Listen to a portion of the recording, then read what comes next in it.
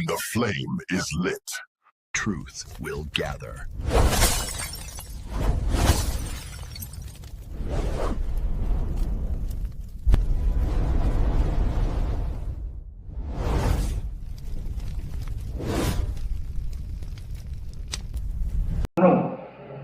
They say when the great towers fall, it represents the old garrison, or the changing of the guards given away to the new garrison, or the new changing of the guards. And in this particular case, it's the influx of the feminine energy, which right now, if you don't line up with that, you don't get prosperity, and you're on your way out. There's a wave coming in, and there's a wave going out. You see what I'm saying? So there's a whole feminine energy that's coming in now with the return of Venus that we're going to get into. And you got to line up with that, which is encapsulated a masculine warrior energy that goes along with it, and that's where we brothers line up, encapsulated within the spiritual energy and the feminine energy. But it's all feminine. We'll go into deeper into that type of thing. So there's the changing of the guard. There's a changing of guard, and when the towers fall in the Tarot system coming out of ancient Atlantean, Egypto-Atlantean, Lemuria, or whatever, when the towers fall, it represents the changing of the old garrison. Well, in this particular case, there's a changing of the guard, so that means America is under judgment. You see what I'm saying? So therefore, they would have to pick a president that would be indicative of the insidious nature and the deceit. So in so many words, it's beautiful. I've been wanting this shit to fall for years. And God dog it, this white boy is doing it. He don't love you, black or white. He said, let's do this thing. Let's push the button. Say, look, quit talking and let's wreck this country to do it. Because I'm following what my boss and them told me to do. Okay. Which is the Bank of England, the Queen, and all of that type of thing. You gotta understand what's going on. Y'all all right? Yeah. Y'all all right? Peace and blessings, everyone. It's turn up time. So today is 7/12. We on Chief Talk with Young Elder and Arisha. Today is the energy of 7/2. So that gives us the pyramid energy, the energy of the pyramid. See, the energy is coming in already, child. Woo! It's so potent and strong. So today is the energy of the tetrahedron, which is 720 degrees. That is actually the 7/2 ley line that corresponds on the golden grid that is connected to the pyramids and the ancient sites. So this is going to be a very, very, very activating month. And y'all about to get downloads on downloads now, because now all the pyramids are actually synced up and turned on now. So we have a new energy that's available to us for everybody to get in line with their mission. So I give it to y'all. I shall say, peace and blessings to the tribe. Peace and blessings to the clan. What's good with you, young elder? Yo, you hear me, young? Hey, peace to the tribe, man. What's up, man? We're all about to everybody. Man, I appreciate you. I know we've been backed up with different schedules and whatnot, everything going on. So shit, we wanted to tap in with the tribe, with the land, and that's how we get our updates a little faster and everything. We got all the goddesses in you know what I'm saying, in their cosmic work right now, in their cosmic bag. We got all the chiefs on the land, you know what I'm saying, reporting on what's going on out here. We're gonna bring a couple different people on tonight. So tonight, man, young elder, what did you have for the tribe before we get started? Oh, nothing much, man. We just me and Raw working on the economic hit, man. We're gonna put out there tomorrow. So yeah, I've been breaking down the economic hitmans and how they take over countries and topple countries. So that's what we on now. Well, shit, with no further ado, let's get it started then. Goddess Atara, she brought some friends with her tonight. This big Olmec baby right here, this Olmec right here, this brother right here been in the Ansar community for a minute. Yo, guy, please introduce yourself to the tribe. Rahul about everybody. Peace and blessings to everybody. Thank you for bringing me on, and we're gonna get it cracking tonight. And you know, Like young elder say, crack It's breaking heads up for me. and twist scalps. Yes, sir. I say. So, sorry, we're gonna give you the floor first, ladies first, right? Okay. Omek, you'll mute the mic for me. I got Did you guys hear him? I didn't hear him. I heard him. But we're about to pass the mic to you right now. Go ahead and Okay. start breaking down what's going on in the cosmic. Okay, well, we can get into it. So, as of last week, if you guys follow the crop circles, we had crop circles 9, 10, and 11. And with those crop circles is how we achieved, they're basically confirmation for the work that we have been doing and the accomplishments that we have done by reactivating the ancient sites and the pyramids. I posted last week, there's a clip on my YouTube, and basically the pyramid just turned on. There was a news clip from Egypt, and we basically this is March. So I'm not going to get emotional because it's very momentous, right? And a lot of people don't realize how special this shit is, because I worked very hard for this.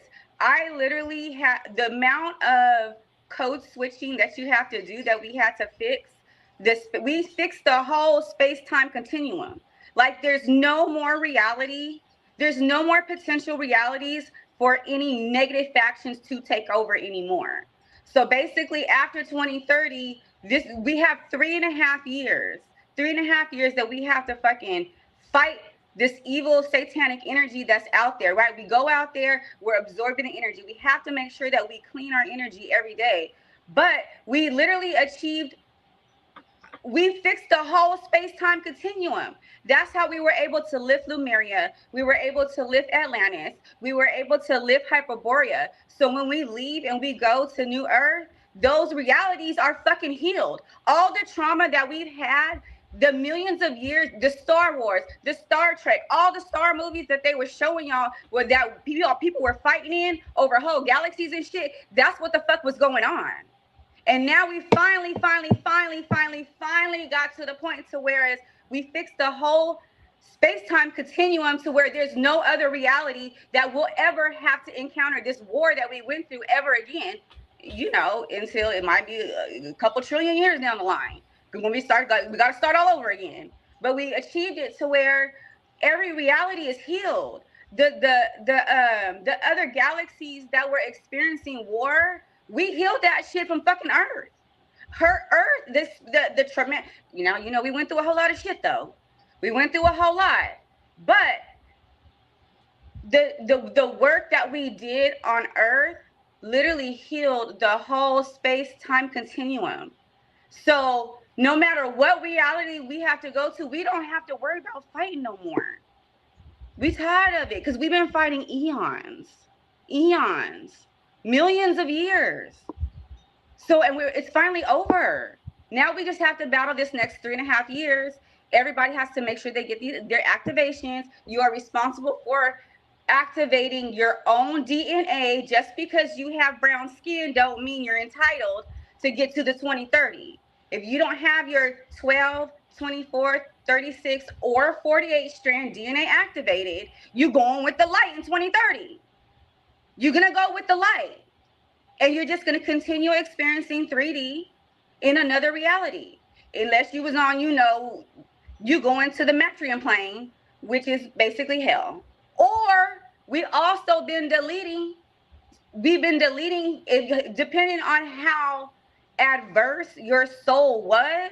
If your shit was really, really, really that low vibrational, you just got deleted out the system. Because what has to happen is we have to free that negative energy from the space-time continuum. This is how energy works.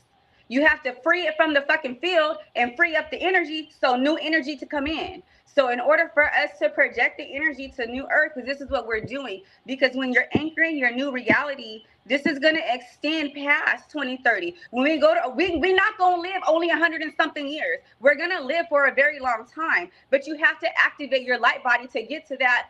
I don't even know what dimension it's in. That's for Najaru, baby. Whatever dimension it's in, that we're going to in Orion, whatever time space that dimension is, which I think is probably going to be like 15D or something like that, right? So where everything is going to be fucking activated. I was sitting here literally watching Masters of the Universe, the cartoon, because that shit is healing, because that's how it really is. We were in the, even though Allure, you know, they had their dragon, right? No, wait, actually, that wasn't that. The blue dragon, the blue lion was Voltron. But those are our energies. That is actually what we was doing. We was actually in space fighting this shit. Now we're just projecting our energy down to here to clear up the rest of the bullshit. And then we about to be out. It's about to start all over to Adam and Eve. It's about to be dinosaurs. It's literally a full restart. And so we're literally, everything that we alchemize is projecting that energy to our new life here from 2030 to 2043. But also, we're also building our empires because we're royalty. Everybody got to set their motherfucking kingdoms up. We're projecting that energy to our new reality after 2043 for our future families. Yo, it's crazy. Mute your mic for me, Omed. Sorry. Man, muted. Okay, yeah. I think it's kind of crazy because we be having conversations offline and we get real deep sometimes. We get real esoteric, real, you know what I'm saying? But we don't ever speak about a lot of these things out loud besides Young Elder. Young Elder been speaking about these things. He didn't care about them to call them crazy and everything else. Now that everybody's speaking about these certain things, they talking about CERN and all these interdimensional, intergalactic different things going on. And with that being said, we do know by now, by what their files say, what our files say, what the tablets say, we are the intergalactic empire. So with that, Naru, what do you have to speak on? What do you have to say of what that goddess was just talking about? So it goes back to, like she said, we've been going through this from eons to eons, you know, from what they was talking about when they got kicked out from the Biru, the fallen ones, talking about Zuin and the 200 fallen. You know, the deadline is to actually remove those type of parasites, those beings from on the planet. You know, so it's we're in the age of ether, of knowing. You know, it's about not just believing in things anymore. You know, because we have all the knowledge now. What we have to do is ignore the them trying to distract us. You know, they keep coming out with new movies. You know, it's they rolling out with all different types of new movies this year. You know, it's not a coincidence as we're getting closer and closer to 2030 as it is, you know. So the journey is within. You know, you have to do your work, you know, and people like us, you know, Orisha, Atari, Young Elder, Rod, we all are doing the work and making it easy for those to come, you know, the newcomers, so that you can get caught up in speed so you won't be left behind. Because like she said, those people who have not prepared themselves, you're gonna get removed. Those energies going to get removed. You know, it's just laws of my act, you know. And this is not our first rodeo. Everyone here has been here for many lifetimes. You know, this is not nothing new under. It's nothing new under the sun. It's just the last time you was here, you was a different ancestor. You know, you've been here before. So this is just the beginning of our liberation and us making it to the next level, ascending. Like I say, everything is right here, right now. You know, it's an illusion that, you know, it's different planes and stuff like that. It's all vibration, you know. So once you raise your vibration, you'll be able to see the Orishas. You'll be able to link up with the Netaru, you know. So this is where we at with it.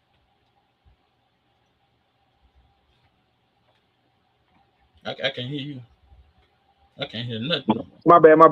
No, more. I Okay. said, I know we all fam on here, but for the people that don't know, please introduce yourself and what tribe you represent. Yeah, so I go by Natharu, baby. You know, I got many names. Rahotep Tahuti, you know, on the music side, you can look me up on the Trap Dun, you know, so um I've been pretty much studying since 2020, to be honest with you. And I just took off running and kept my mind in the books, you know, for all that time. But I represent the Nuwapian tribe for as that's what I am, you know. We Washita, Yamasis, so you know, and we indigenous everywhere. You know, the whole we had we not just indigenous to the Americas. You know, our land went from the Americas to Yemen, all the way across to Saudi Arabia. So that's where we at with it. We indigenous everywhere. Oh yeah, I'll say, man. Appreciate that. I had to introduce you to Young Elder, man. I'm surprised y'all didn't cross paths before. Young Elder, man. What's good? What's on your mind, guy? Oh yeah, speak to what they was talking about. It goes. We are fifth generation anarchies, and you could call us Najarus, like the brother's name, right? Najarus, another way of saying Nitarus, the gods, right? And so, and another way of saying the gods is how the sister got her name, the Elohim, right?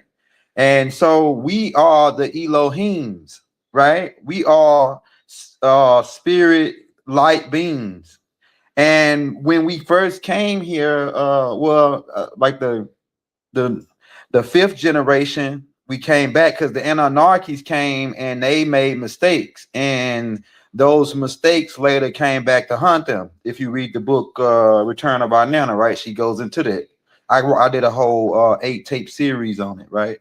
So what happens is we were working on ascension technology to try to manually ascend, and at this time we had got to about 70% of ascension, right? But we couldn't get past the last 30% because we hit a wall because of the past karmic debt that the Anunnakis, when they blew up and caused the pyramid walls and etc. So during the time of Atlantis, we began working on ascension technology. And that's what we was trying to, we was 70%. So we was 70% spiritual. We were most back then, before the explosion happened in Atlantis, we were 70% spiritual in the spiritual world and only 30% in the physical world. But when the explosion happened, it threw us all the way pretty much like 90% into the physical realm. For some people, 100%. Uh they could disconnect it from the spiritual aspect, even though might have because you got artificial spirits. Because I told people that Ashtar Command can generate spirits. That's what the Cabbage Patch Kids, all of this is about, right? The orphan trains.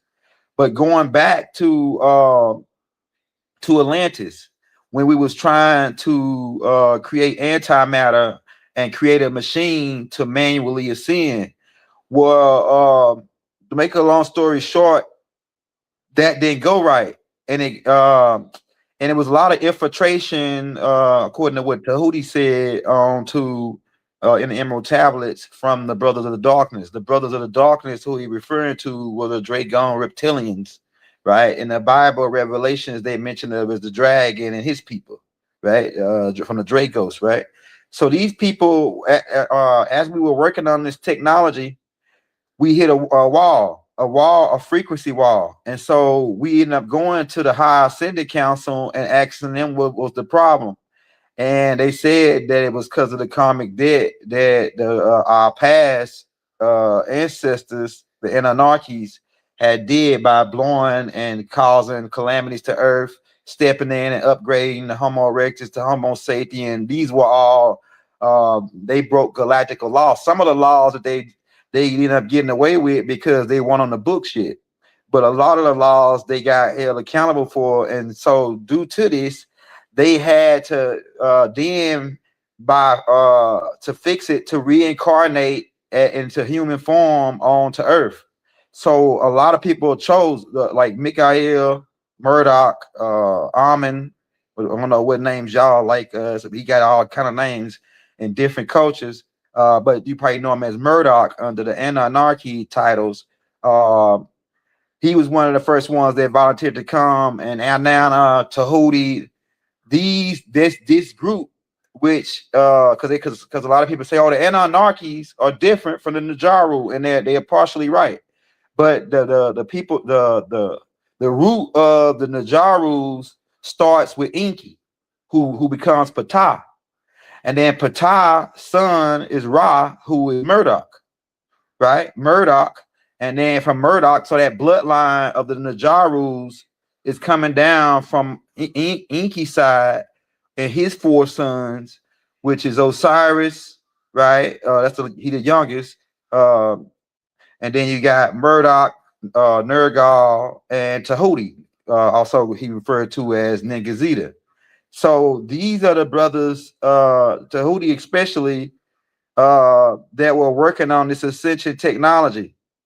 And like I say, we were also responsible for at the same time re-educating the humans up to speed to the pretty much train them what we know, and that they translated into making them like us. They say now the man has become like us, right? He knows. So we had to. So these Yahweh Elohim, who are also referred to as the Najaru, Netarus, and Anarchies, we had to get the man to know what we know and to become like us, so that he could become a Elohim again, a spiritual being again. And so what the sister was saying, to tie into what she was saying about we going into a higher realm, we're going into what they would term, there's really no such thing as a fifth dimension. I mean 15 dimensions. There's only 9 dimensions. 15 is not even a number. It's a combination of 1 and 5. So it's 6. So it's a combination number. The highest dimensions is 9, and then they overlap. They run in infinity. Like, so it's like 9 times 9 to the 9th power times 9, which is the infinity number of dimensions. Matter of fact, if you take a linear graph, if you know what a linear graph is, it's got a line down the middle, like a cross, right? And then it's a 0 point in the middle, right? If you go to the left and you go up, that's a dimension. If you go -1, -1, +1, that's a dimension. You can go -1, -1, that's a dimension. Then you could go +1, so every time you go over a space, like if you pull up that linear graph and you see how many spaces on there, that it's a lot of spaces. But if you go up, the highest number is +9, the lowest number is -9, and then it's the 0 point, and then you can go left and right.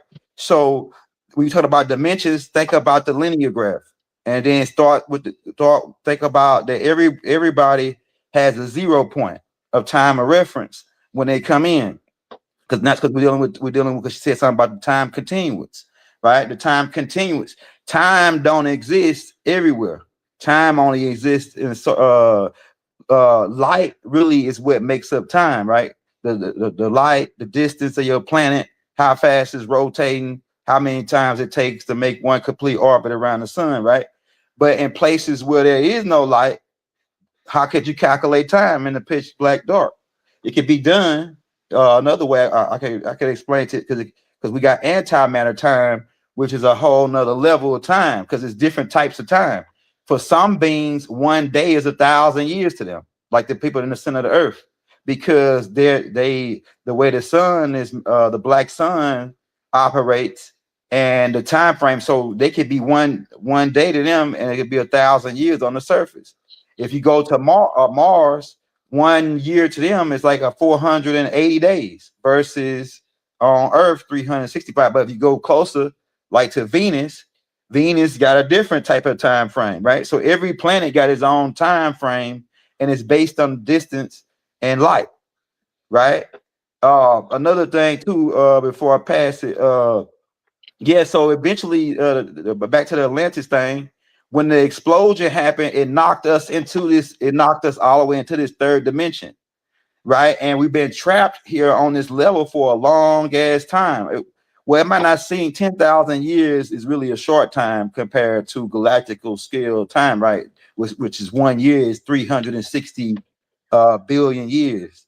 So like you're talking about a short time for 10,000, but for the last 10,000, we've been trying to figure out our way to get out of this realm. Now, we couldn't do it. It can't be done. It can be done with machines, but you only can go so far. Just like in the movie Lucy, right? When she got a certain percentage of her brain, she was able to be invisible and be able to be everywhere at one time, right?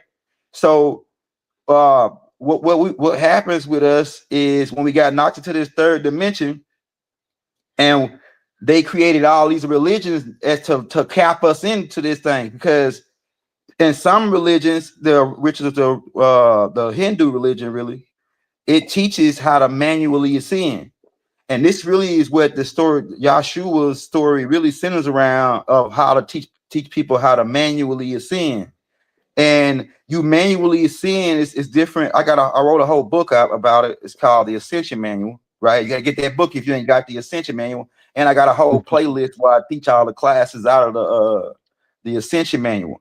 But the chakra system, right? And that's what they teach in Hinduism, how to, because trying to activate the Christ consciousness, which is the third eye pineal gland. And when we activate that third, this is a part of the ascension, right? Getting those chakras to line up, activating the crown chakra, right?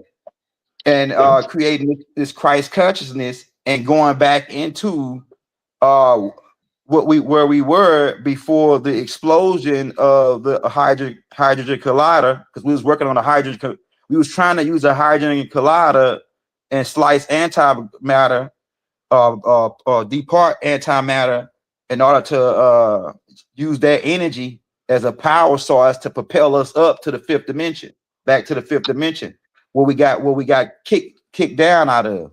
We got kicked down out of that dimension, right? And the nomos give a storyline about how that some of that happened, right? And I actually got a tape gonna be coming out called about Atlantis, and how some of the stuff that I was just saying is gonna be all in that tape, and it's gonna really break it down in more detail on how we now are trying to make it back to Elohim's again, and the whole goal is ascension. The whole goal here was ascension, but with religion, instead of us being gods ourselves like we were at first, we took God and put him outside of ourselves. Thus, that was a main thing that caused us to be delayed in the ascension process, because we almost running out of time. We only got to 2030 to get everybody, well, not everybody up to speed. I think that everybody that need to be up to speed is up to speed. Those who not, they still going to church. They still giving the preacher their money. They still doing all kind of stuff. And some people, they're still going to mosque, all this. And all of that is to deter you from the manual ascension. And some of it's got good shit in it, but it's like this. Would you eat lettuce? Would you eat fresh lettuce out the garbage can, out the dumpster? Right? So the Bible got good shit in it, but because they took our good shit, and mixed it with some bullshit, and then got us believing the bullshit along with the good shit. So that was the whole game. I don't want to go too long, but go ahead. We'll take that next one. Look, do your thing. Like I said, this on night to get esoteric with it. We got Big Chief in the building. We got a couple of other chiefs in the back. So I most definitely want to respect the chief time. And we Sons of the Green Light. We're gonna go as long as we need to go. Chief Pontiac's in the building. What's going on, guy? Peace. What's going on? Man, what you got? Get my first hit of the blunt when you sent me the link. I'm like, what are you sending me the link for? You ain't told me nothing about nothing. Nah, man, we just tapping in tonight. It's a lot going on, man, and I sent you the link because this is the night where we start talking about. One guy was just talking about all the solar flares we just got hit with. This guy was talking about the mounds and the volcanoes that's being activated. The heat waves that's hitting Europe right now. We're not gonna act like that's not happening. Dropping Caucasians like flies. You know what I'm saying? It's a lot going on right now, and just trying to be in frequency. I like being on code. And we get it faster by communicating and reverse engineering this obsidian screen. So right now, got a Atari. We got a couple chiefs in the back. All of them had some amazing questions, and I wanted to run through a young elder. But right now, with no further ado, I ain't got to introduce the chief, man. What you got going on? What's going on in this frequency right now? Man, I just got off doing 2 hours with Bidell. and we was talking about Okay. pretty much the same thing. I see. Yeah, I was just sitting there listening to Elder going in, you know. Most y'all. So Well, while we got you up here, let me get somebody up here. Ask you a real quick question. Atara, you got any question for the chief before you know what I'm saying right here?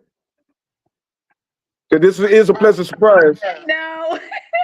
I'm always surprised when I link up with him because it's always a blessing. Um, no, but I appreciate the show you on behalf of the matriarch.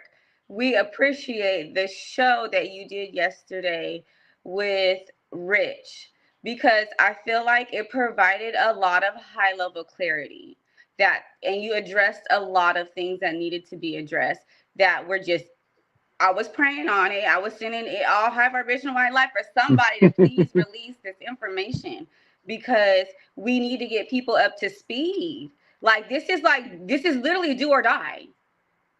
And you laid it on them yesterday, so I really appreciated that. you can have whatever you like. Look, I'm here to service the matriarchy, right? That was what I was born for. That's what my mama, my big mama, and my aunties trained me for.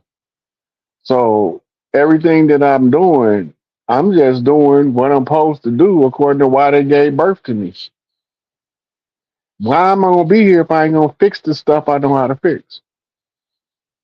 All I gotta do is tell the truth, shame the devil, right? So Rich had called me and he was talking about a few things and answering a few of his questions. Like he wanted to know why they shut down CERN. They have to shut down CERN. They're supposed to have been shut it down. They say it's for repairs. Whatever excuse they use, as long as they shut that some bitch down, they shut it down. You got to remember, they brought Vatica, the usurper, through the gate, the mirror gate.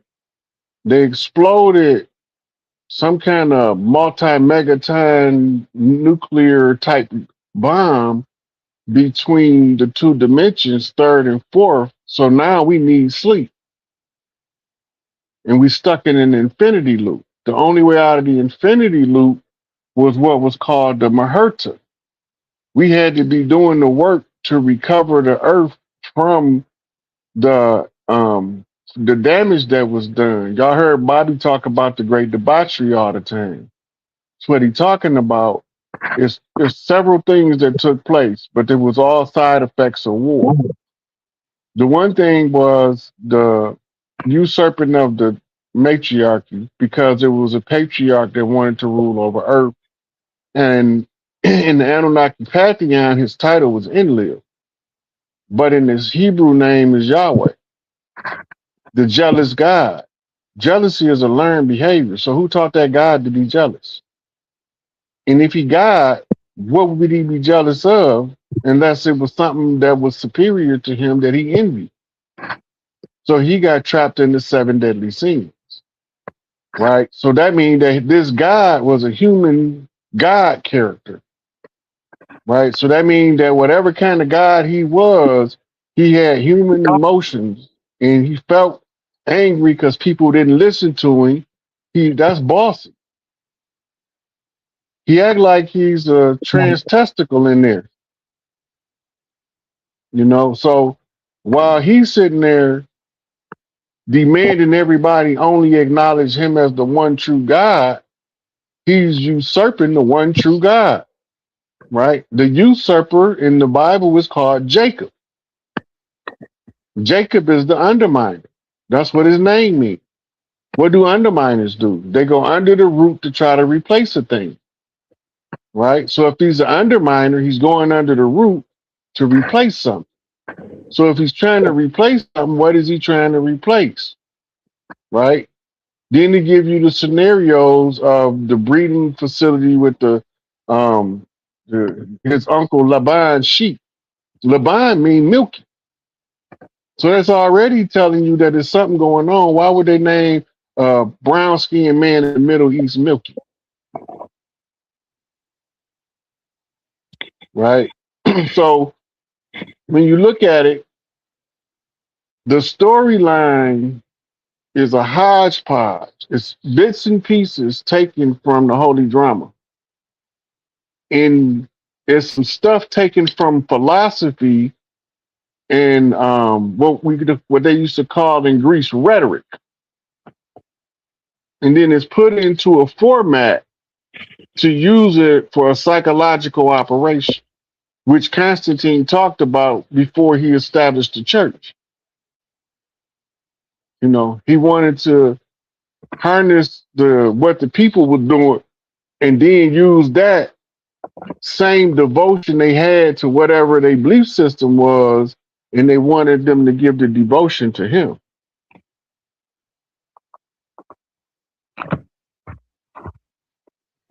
I shall say. Hawkeye, welcome in, Clyde. I'm trying to move everybody around so they get their airtime real quick. You had an amazing question, and these are the best two people to ask that question. Did you want to ask Chief that question, or young elder, or Chief before we move around? You on mute? You on mute, brother? Clyde? You on mute? Can you hear me now? Yeah. All right. Peace, young elder, and peace, Rod. Peace, my brother. Well, man, I hope y'all doing well tonight. Seems like it, but I just had a quick question real quick. I know, we touching on the Anunnaki tonight, and I've heard, different information regarding, or maybe it's the understanding of the information regarding if these are actual beings, or is this a certain type of energy that we're talking about? Energies, as in, God energies.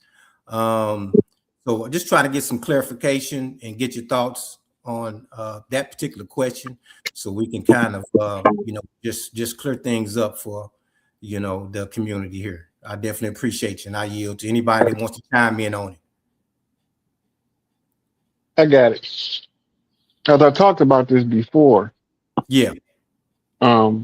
Anytime you're reading something that's not in the now, read it as energy first. Always do that.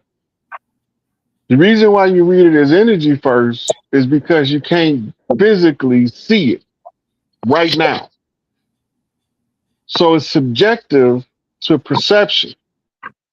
So you read it as an energy signature because the ancestors knew that sooner or later we was going to stop reading stuff literal and start reading the energies it carries with it.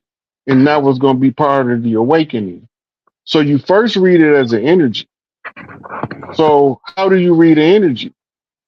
Right? Typically watts, volts, amps. So how do you determine how many watts, volts, amps the energy is going to carry? Right?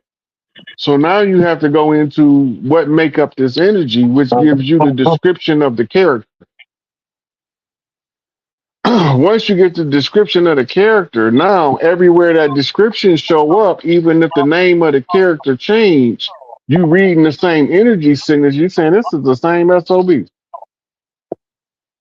Right? And then you can also trace yourself to who you were in the ancestral age of that's gone by using the same energy reading process of information first. So read it as energy first. Like, how do this feel to me? What do I, what I'm saying? Look at it as an energy first.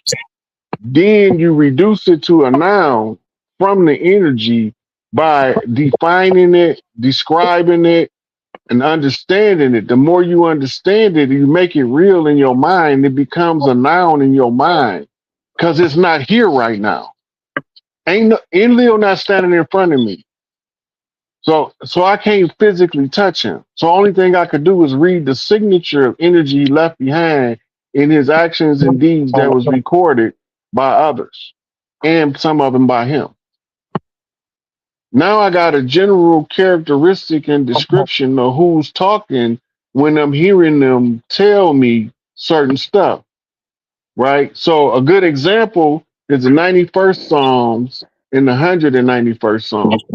They read entirely different, and it's two different beings being dealt with in those energies, right? But what you'll realize it Once you read them, they don't feel the same because you're reading them as an energy first.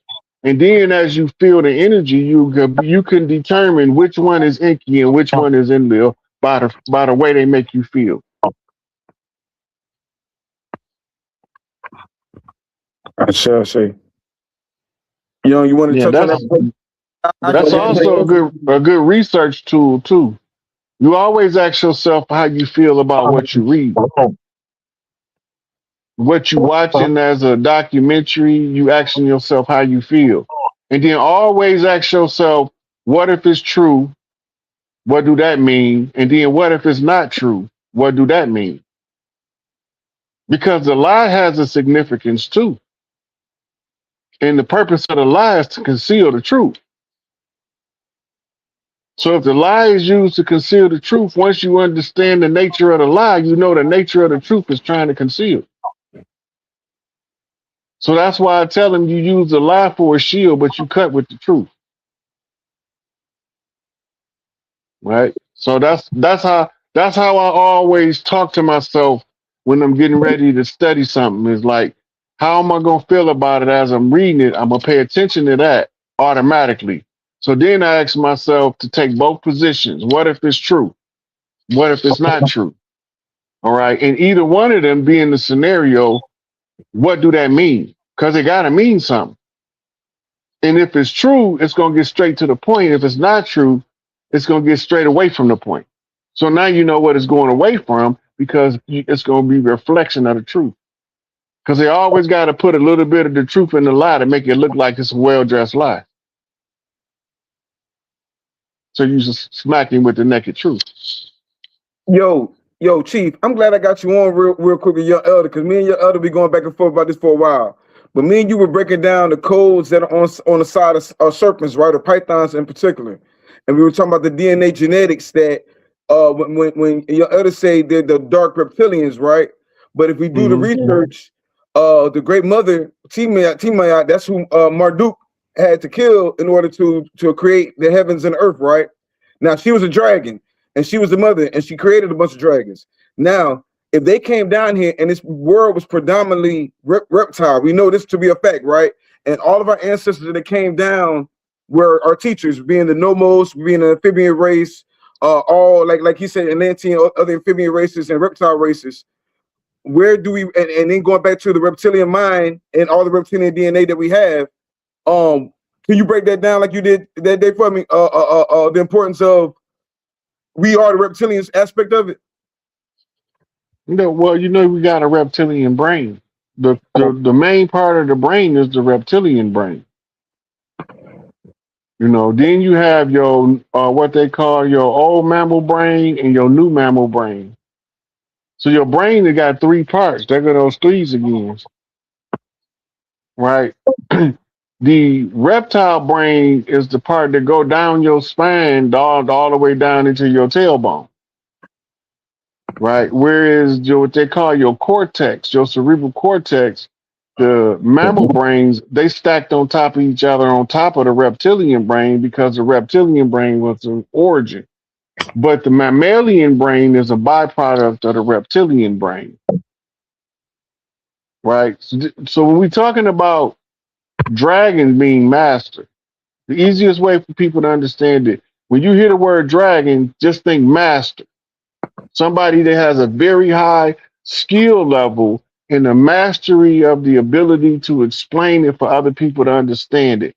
That's how you look at a dragon, a master, right? Now, when you mentioned about Tiamat the dragon, that's the Kundalini field of the earth. And I mentioned earlier on B. Dale's show, and I mentioned on Brother Rich show about riding the dragon. And that's riding the wave of the earth's Kundalini.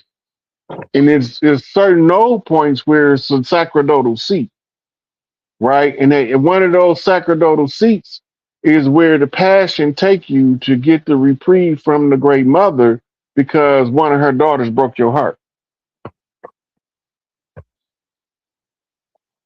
right? So the dragon symbolism carries over into the Nagas. what we call the Serpent Kings, right? But the Nagas was called that because the serpent to them represented wisdom. So you find them in other religions, and they not called Nagas; they called the wise one, I see. right? And then in other places, they call them the illuminated ones or the golden ones, because they radiate and project the energy off of themselves that affects the people around them. Yo, you remember when you came down to Tallahassee? Since we got you here today, a lot of people got a lot of major questions.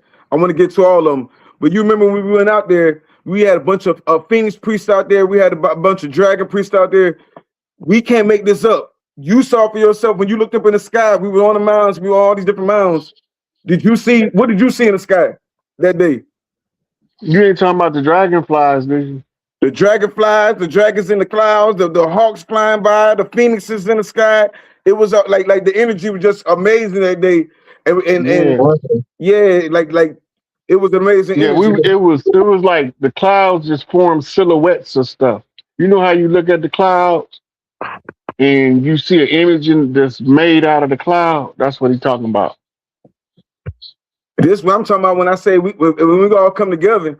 We come to these so-called places in the country, and 20 families or 40 families or whatever, conscious people really came together and stopped just talking about it and really started coming together. We ain't got to live right next door to each other, but live around each other. The energy that we bring, we change the atmosphere. Brother, you know what I'm saying? OG he can bear witness. I took 25 people up top of the largest mound in Florida. But that's not spooky, though. That's science. You tell them she... Look, especially when you... Don't do that. Leave us on the panel. Just leave the panel up. When you're doing that, it's giving me a headache, making my head hurt. Just leave it with the four of us up here. They know who talking. Gotcha. All right. Look. So in the realm of science, every human body generates energy.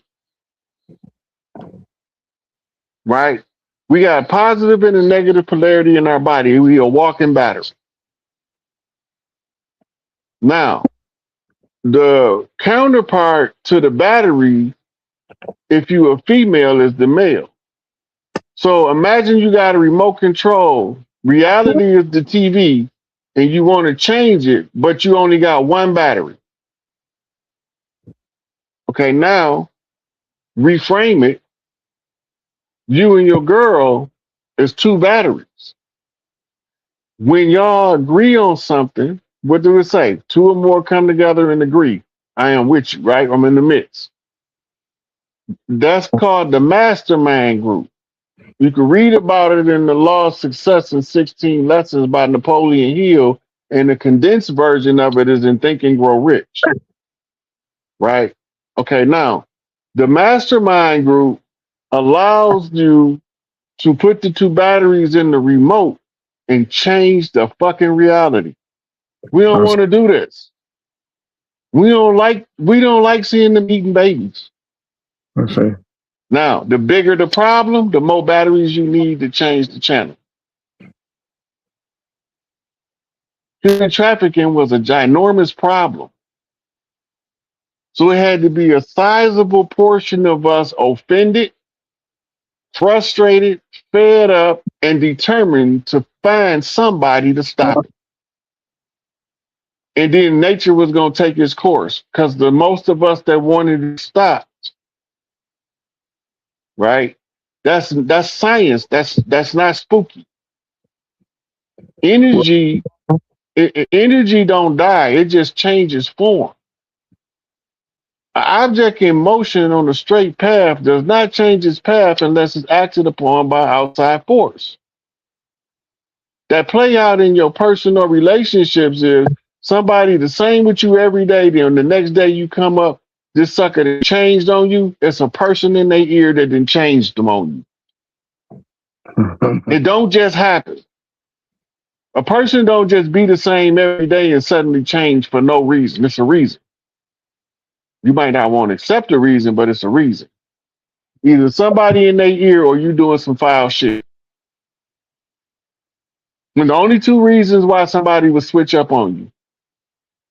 If you know you didn't do something foul, that only leaves one other option: somebody in their ear, right? So you got to learn how to. You can see the energy move when you learn how to see the energy moving people. Everybody not motivated to move by the same frequency of energy. Some people not gonna move unless they can put some fiat dollars in their hand. You can offer them a bar of gold, they'll turn that shit down if it ain't no green paper money. Because they ain't moving if it ain't no green paper money. They condition themselves to that. So now they battery only work and motivate them to move when it's related to what's drawing their interest. Right? Now, when they get with a counterpart and they want to change the reality, he not gonna give up the green. So she's gonna have to come to that level intellectually in order for her spiritual expansion gifts to kick in. His money becomes multiplied by her spirituality. His love becomes multiplied by her spirituality. And they got nothing to do with no church, mosque, or temple, or none of that shit. It got more to do with the echoes in her uterus than it do with one of them institutions. Because from the uterus, the woman can talk to prime creator, the keeper of the babies. She won't let him go unless a woman calls for it through the uterus. We call it ovulation. It's hard for a woman to get pregnant if she's not ovulating. Damn near impossible. And the egg is still in there. But she only fertile during that ovulation period. That's her calling the prime creator, saying, send that baby down. Ready for it. I see. Yo, yesterday, we had Mama Kali on, and she was breaking down about the Rockefellers and JP Morgan and everything else. And I was trying to connect the dots with Jekyll Island and everything else. I know you've been talking about Jekyll Island, and really, the real reason a lot of this stuff is changing hands and structure. A lot of people talking about 3 years, but I think it's going to be sooner than that. What do you have to say about that, the financial flip? Damn, you say don't. My bad. I've been trying to look. I want him to. At 11:59, July the 3rd, that's the end of the fiat. At 12 midnight on July the 4th, the gold back, the Trump notes come out. The interim gold back currency goes into effect on July the 4th. And then you start seeing Trump notes. Trump notes are backed by gold, not by somebody promising we're going to pay you at the end. This is the end, motherfucker. Pay up. They don't got nothing to pay us with now. Because we took back everything that was ours, and then we told them to pay up, and they didn't have nothing left because they was stealing it all from us. So now it's time to pay up. They ain't got nothing to pay.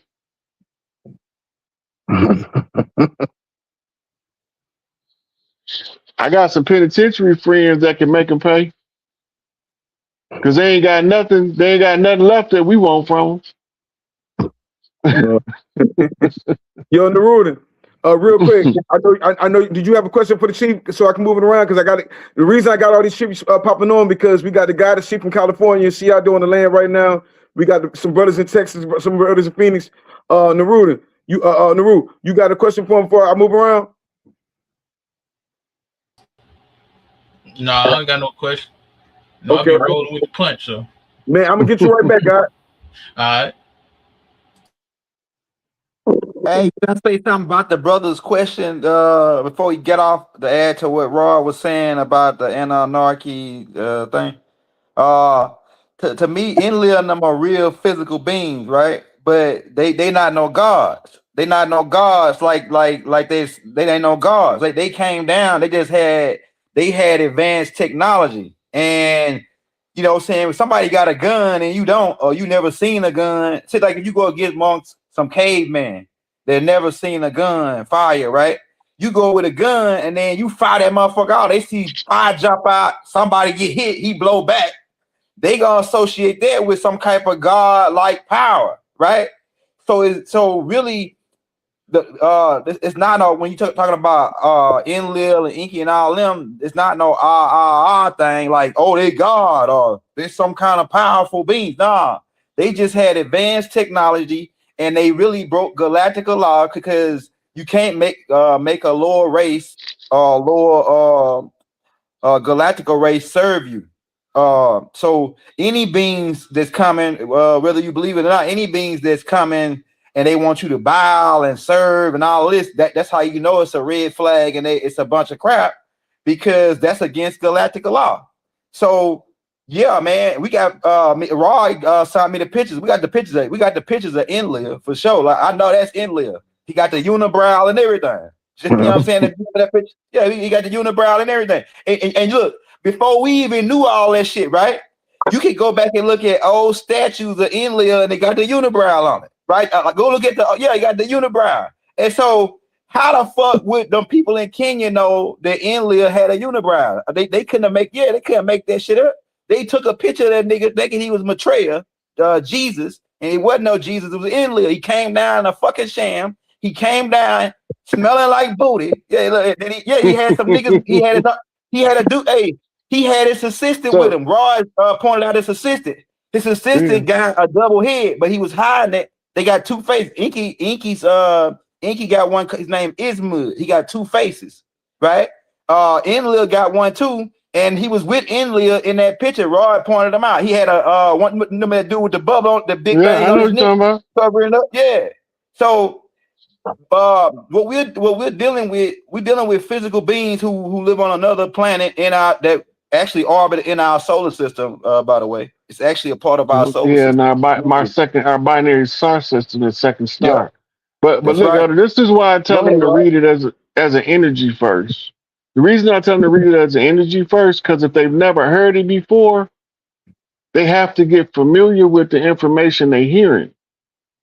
So if they read it as an energy first and assess what is making them feel, they can get a sense for how real Enlil or Inky them are or are not before they ever go into the deep dive of it.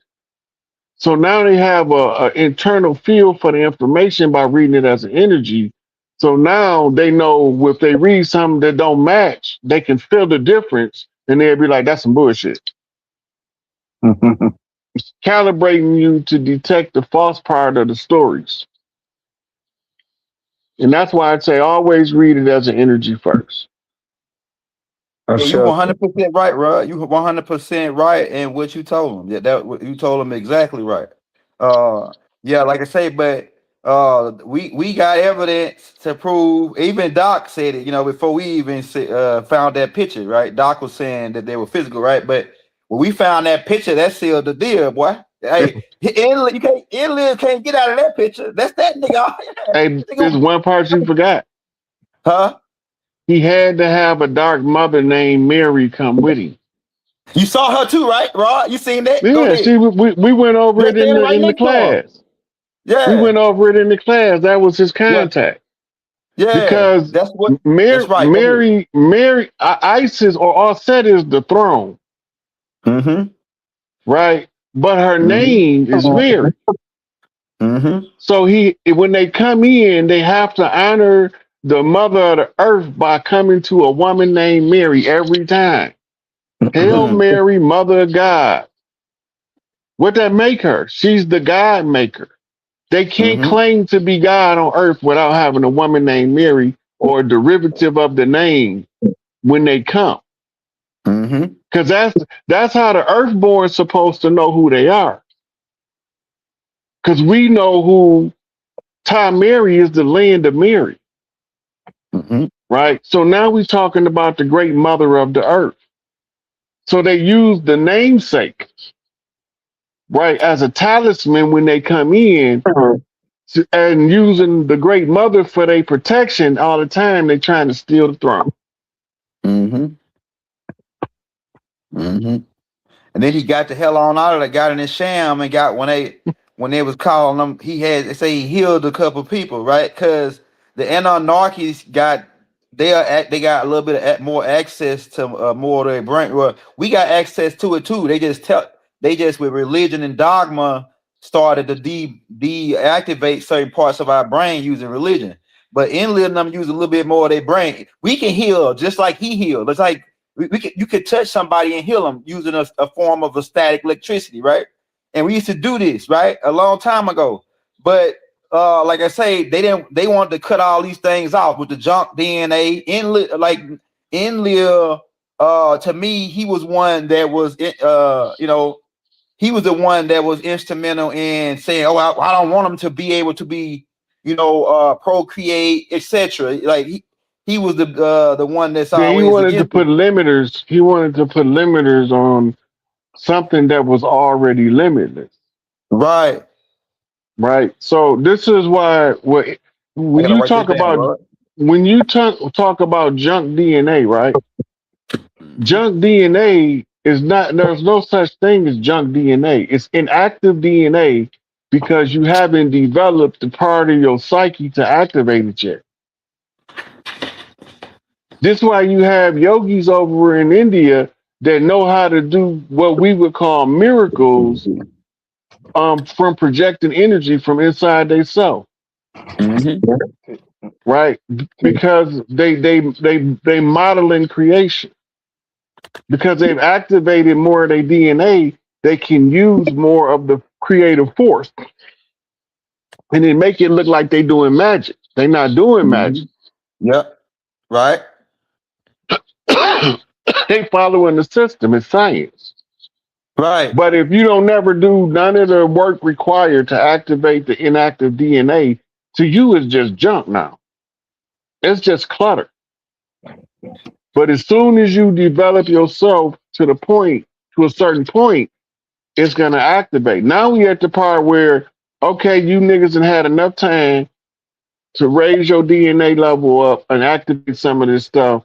Now Mama Earth gonna take over.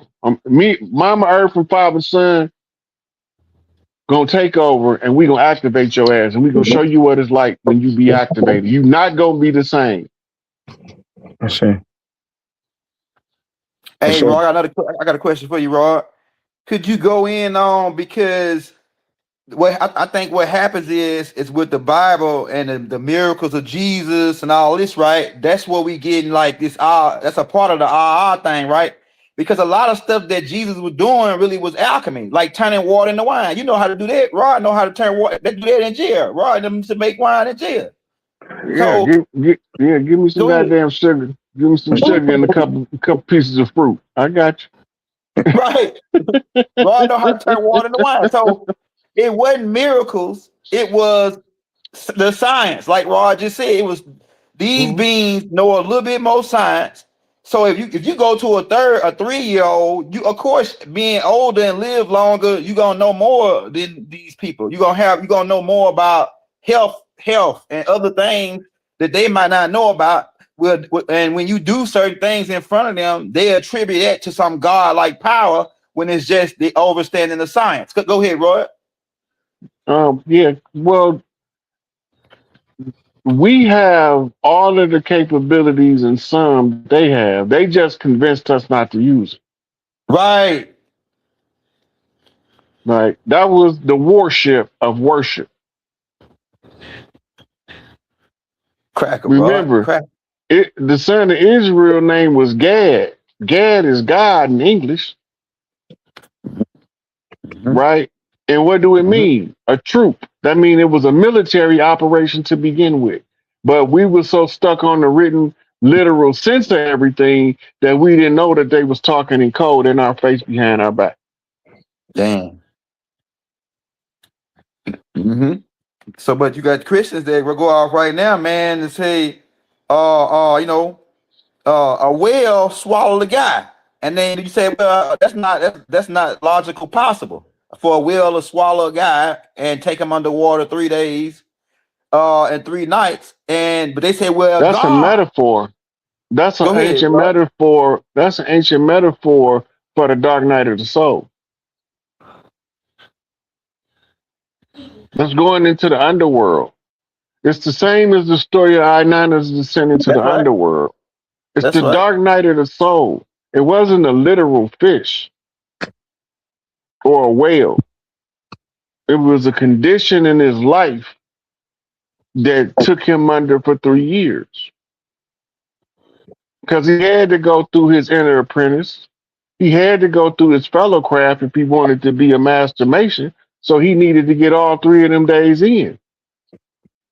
Now You he can cracking, Rod. graduate from the 3rd grade with the 3rd degree. So now everybody got to give him the 3rd degree to make sure he's been raised and passed correctly.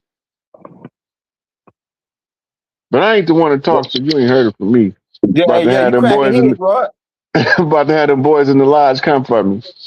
Hey, nah, Yeah, yeah, look, look, ain't hey, no look too. Also, I think it was a submarine because they show us these papyrus and drawings in ancient Kemet that go back thousands of years, and these people had submarines and other things. So if you are a caveman, because the Bible is written by caveman, whether you are caveman, some niggas out the cave, came out with this shit. So these are guys who thought the world was No, flat. So it was some I niggas say that landed the on. Moors was involved. It was The some Moors was niggas that involved. land. There's some Yeah, niggas that landed on Mount Herman that broke that shit. yeah. But I'm But that's a saying whole nother that the story. caveman. I can get into that, Roy. You know, I know about the 200 fallen. That's the Book of Enoch. I'm talking about the ideology of the Bible is caveman. It's barbaric. Well, it's It's designed to teach cavemen how to, like, go for ahead. instance, you Yes. got these people that's uncivilized. Go ahead. You need a system of civilization, so you give them religion, Go ahead. I'm with you. and you make them believe that this religion got so much goddamn power that if they use it, they can win the whole world with it. And Mm-hmm. then you follow these same cave people around, and everybody that get in their way, you chop them down for them, so they don't have to. They don't look like the bad guy. Right. But then you say, okay, that's enough of that. Now we're gonna let them. We're gonna let them see if they learn how to kill correctly after we done sent them through the coliseums and we done sent them. Are you efficient killers? Go over there and kill them darkies over there. Right. Let's see if you learn how to kill. But don't worry, because if you start losing, we got your back. We got some darkies that's gonna back you up. So they making Right. it look like that this caveman been doing this shit. He ain't did nothing. Half the people in the history book been whitewashed. Go ahead. That's a fact. From Columbus to Amerigo Vespucci and them niggas, them rotten ass niggas, that's who they was. Conquistadors. Right? So Yeah. now what we doing is we undoing the shit they did to us to undo us. Right. So you got all these different chiefs popping up now on the same page. We ain't had this shit since the 60s. Man, I'm telling you. And in the 60s, they killed off everybody that was making moves. Now they can't kill us because the contract is up. Talking about the 250-year celebration is the final celebration. It's like the Islamic breaking of the fast. Which is why Trump had that Bible upside down in front of that church where it was boarded up. I Yo, just Rod, talked about that on BDL too. Zay, I'm about to get you real quick, but I got a perfect question for you real quick. The 4th of July, they say it's the 250th year anniversary of America. So how does that translate to us being in slavery for 500 years or bondage for 500 It years? don't. It don't. We ain't been in bondage 500 years. We've been Nope. fighting the 500 years war though. I see. We've been fighting the 500 years war, but we ain't been in bondage to five. We not gonna stay in bondage no 500 years because these niggas gonna conjure my ass up again. So they not gonna never let us stay in bondage for 500 years. I just had to bring that point. Yo, Voice of Zay, please introduce yourself to the tribe real quick. Introduce yourself to the chief, and here's with the question. What's up, y'all? What's up, L? What's up, Chief Rod? Peace, my brother. Man, I'm Zai, creator of Voice Art with Zai, and part of my mission is to just get people back outside and connecting with Source, but also the other part of my mission is about encouraging and inspiring people to remember who they are and not be afraid to trust their own intuition and guidance and the wisdom of nature. So that's part of what I do. And as an artist in Life Path 3, I get into it, man. So it's a place that I really, really enjoy. So to be here during this time and to be to see all of the amazing changes that are happening it's a privilege. So Where you from? Man, I'm actually from South Carolina. I talked to you a couple of times before. I'm from South Carolina, but I live out west now. I know. I just had a flashback. I seen some Warriors and you was with them. Yeah, I had some interest. That's a conversation. That's a conversation. So one of the questions that I have, and I always have a lot of questions, but this is one that kind of came to me. So we got a lot of shifts and changes happening. We have pyramids activating. We have solar frequencies changing the landscape. We have obviously CERN being down for good, which is great for us, great for everything organic. So my question is, the original Titans of Earth, can they return back as humanoid, or can they only return back as Titans? And it's like a three-part question almost. And who are the original Titans of this particular frequency? The Shaq one is Titan shit. Tall as he is. Go ahead, bro. No, the Titans. Okay, when you talk about the Titans, you talk about the Olympian War. Okay. These wars was being fought in the like fifth dimensional matrix. Okay. In the spirit realm. In the spirit realm, a Titan can't fit on Earth. That's why it was being fought in the spirit realm.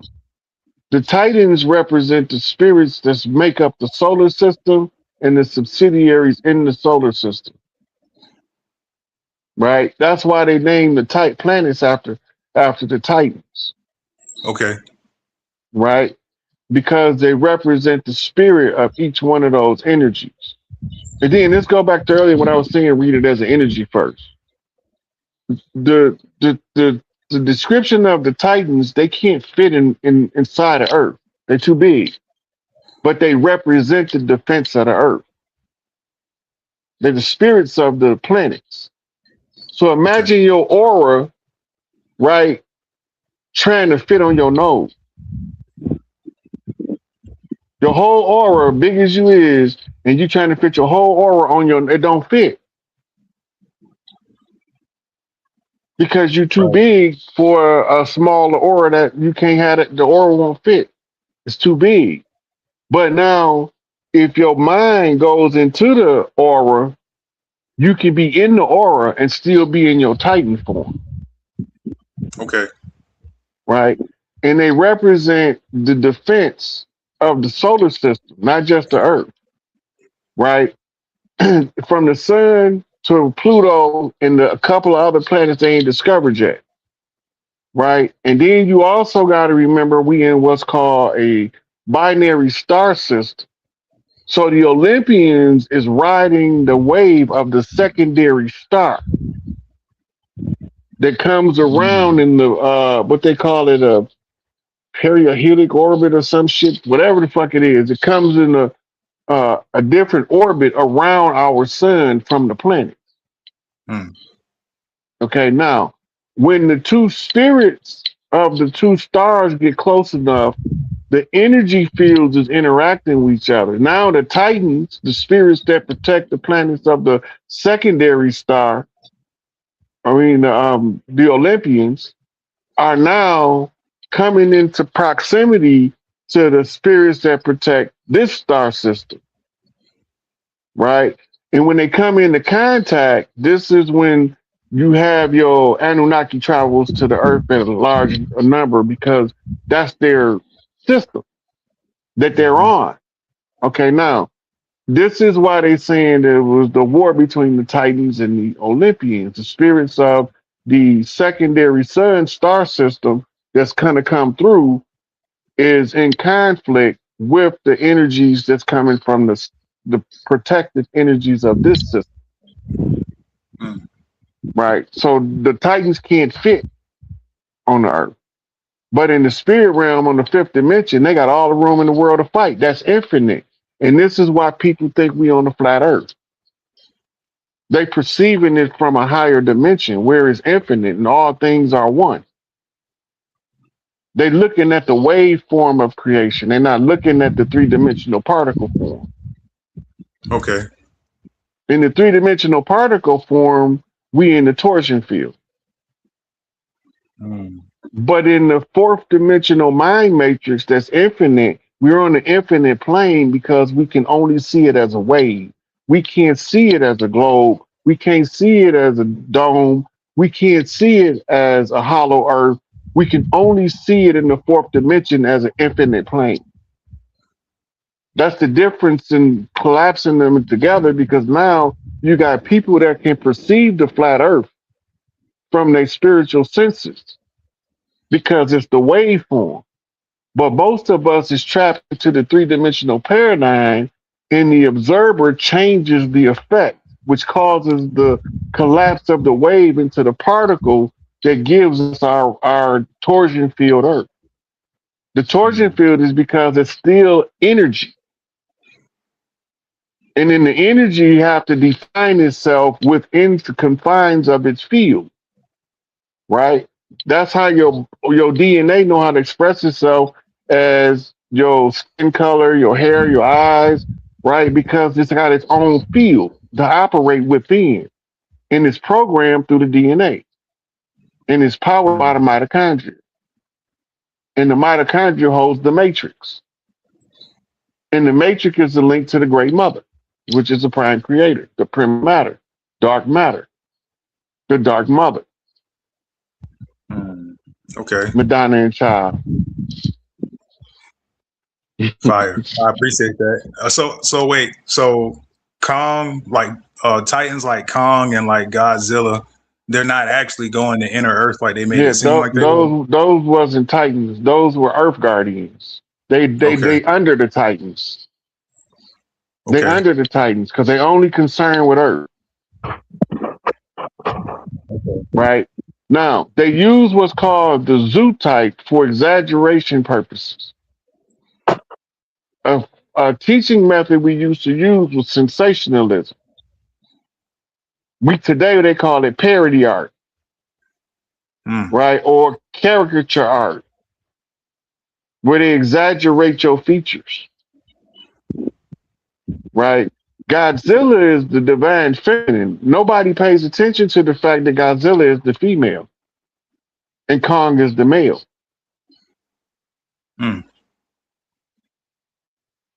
Right? People don't notice that part. Then she got a son called Godzuki.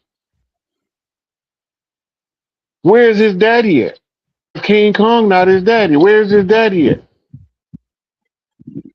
That's telling you the holy drama story again, using Far Eastern exaggeration in art form. Because if she is the female and she got the son, that's Mary birthing Yahshua or Emmanuel. Right? That makes God adoptive father. Who was Loki daddy?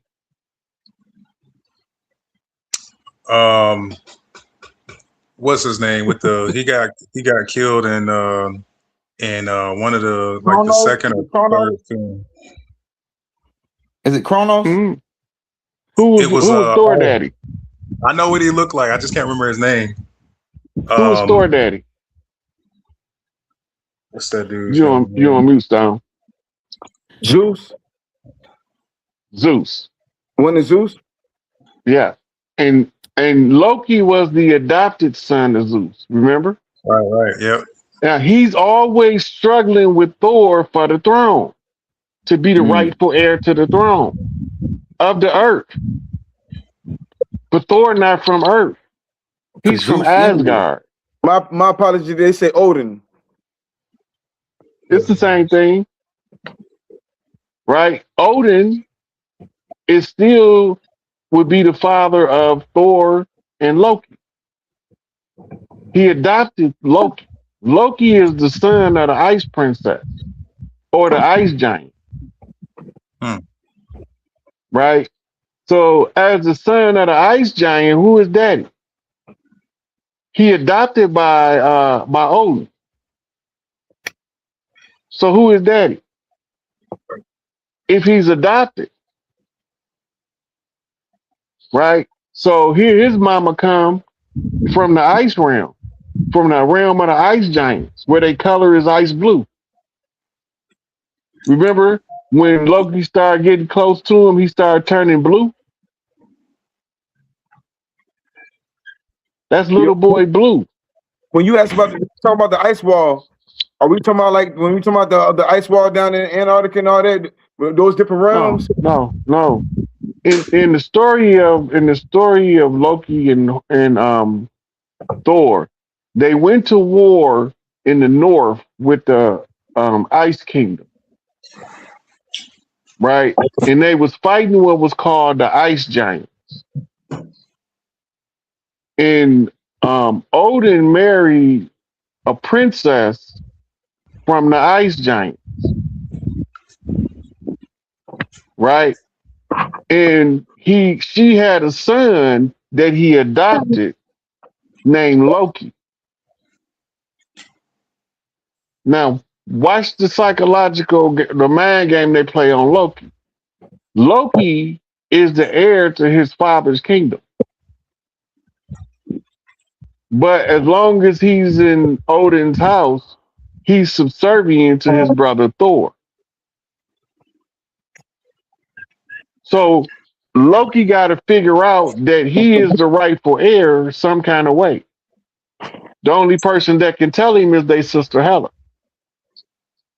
Ragnarok.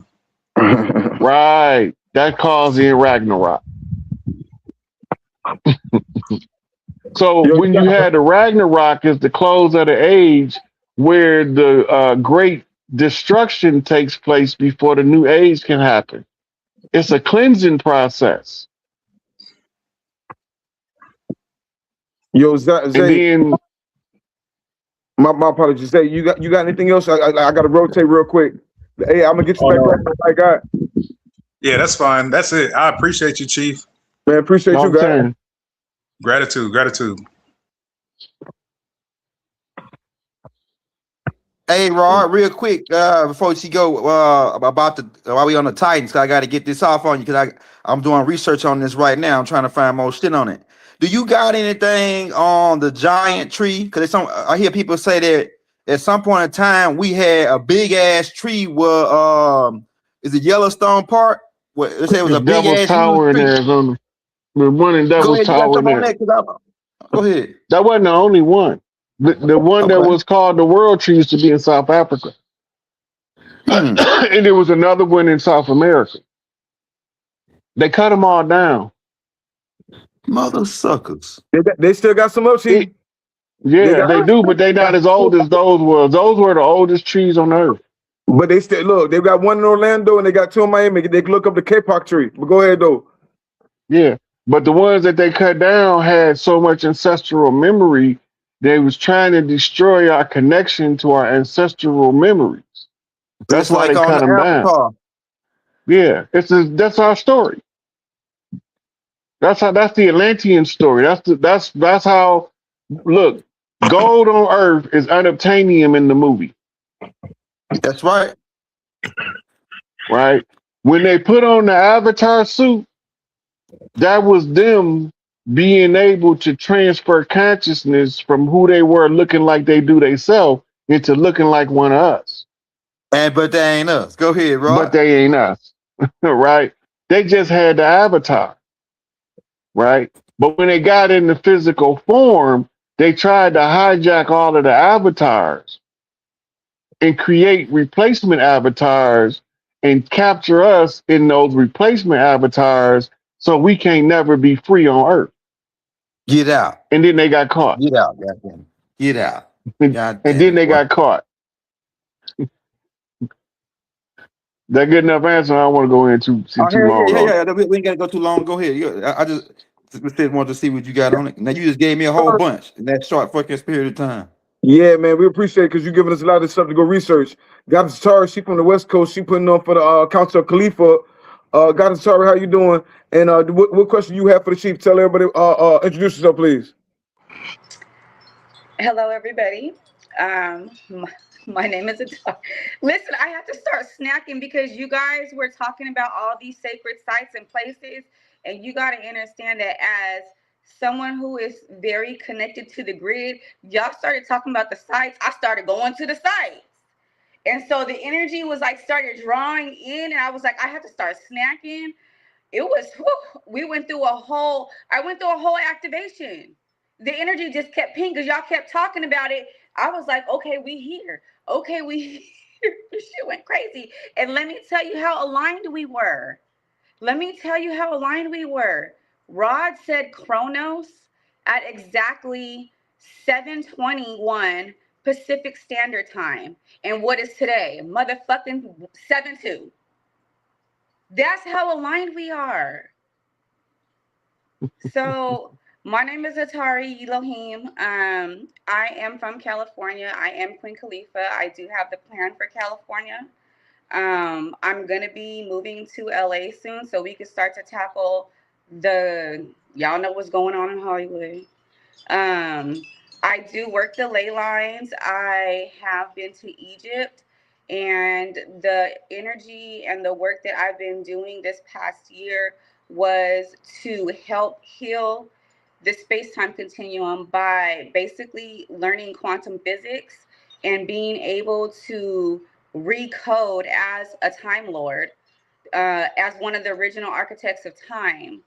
And so I had to go through a whole bunch of levels of multi-dimensional mystery schools.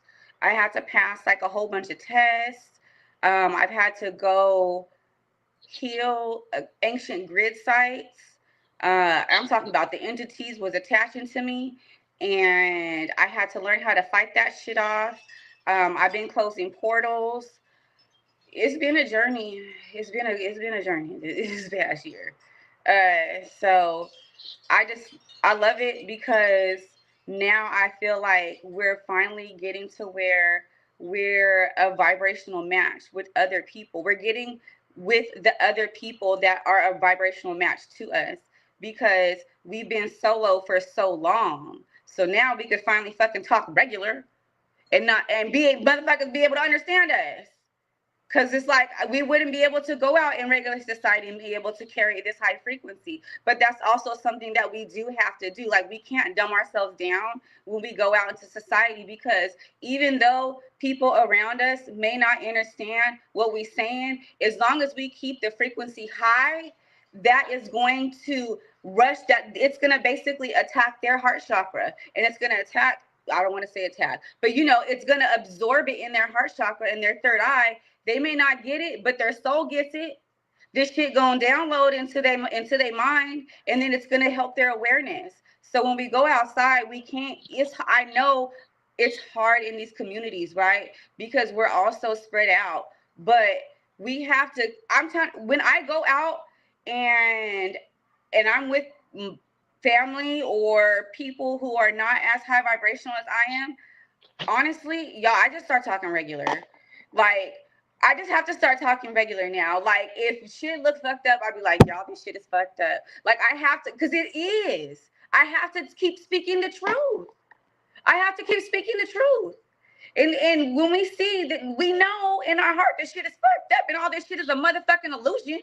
And they doing all this shit on the world stage to keep you, still trying to keep you programmed, even though it's pointless. It's pointless because we already fucking won. We already won. So they're going to keep trying to keep you caught up in the illusion when the only thing that you need to be doing is activating yourself, getting your plans together. How are you going to build your empire? And what exactly is your mission? That That's is it. What you got to figure out. In order to pass this motherfucker, you got to figure out what the fuck you came here for. You got to pass. We are the masters of the universe. We are the original architects of time. And motherfuckers need to start architecting their life. Because Now, we literally have to transmute that new timeline energy to where we got to go after in 2043. We ain't got no time to waste. That's exactly really what I told We brother. really don't. We have to rebuild whole communities. There's a lot of fucking work we gotta do. But look, sorry, that's exactly why I told brother Rich. I told brother Rich last night. A lot of people not gonna make it because don't nobody want to do the work part because we suffer from pseudo slave syndrome. We so worried about doing some damn work that we won't even work to improve ourselves. They're not gonna make it. Then some of them so entitled they think that they're just supposed to get stuff. Just give it to me, cause I'm me. Ain't did no work, So that's the biggest obstacle most people gonna face. And you absolutely right. Rakim got a verse in one of his songs. He say, uh, uh, the brother said, he says, stop. A brother said, dig him, I never dug him. He couldn't follow the leader long enough, so I drug him. So sometimes we be dragging people along and they be stumbling and falling, but sooner or later they get to running with. Somebody must try to call Roy. Hold on just a second, y'all. Hey, hit that like, hit that Yeah. subscribe button, y'all. Yo, got us a charge. You got anything else before I rotate? Yeah,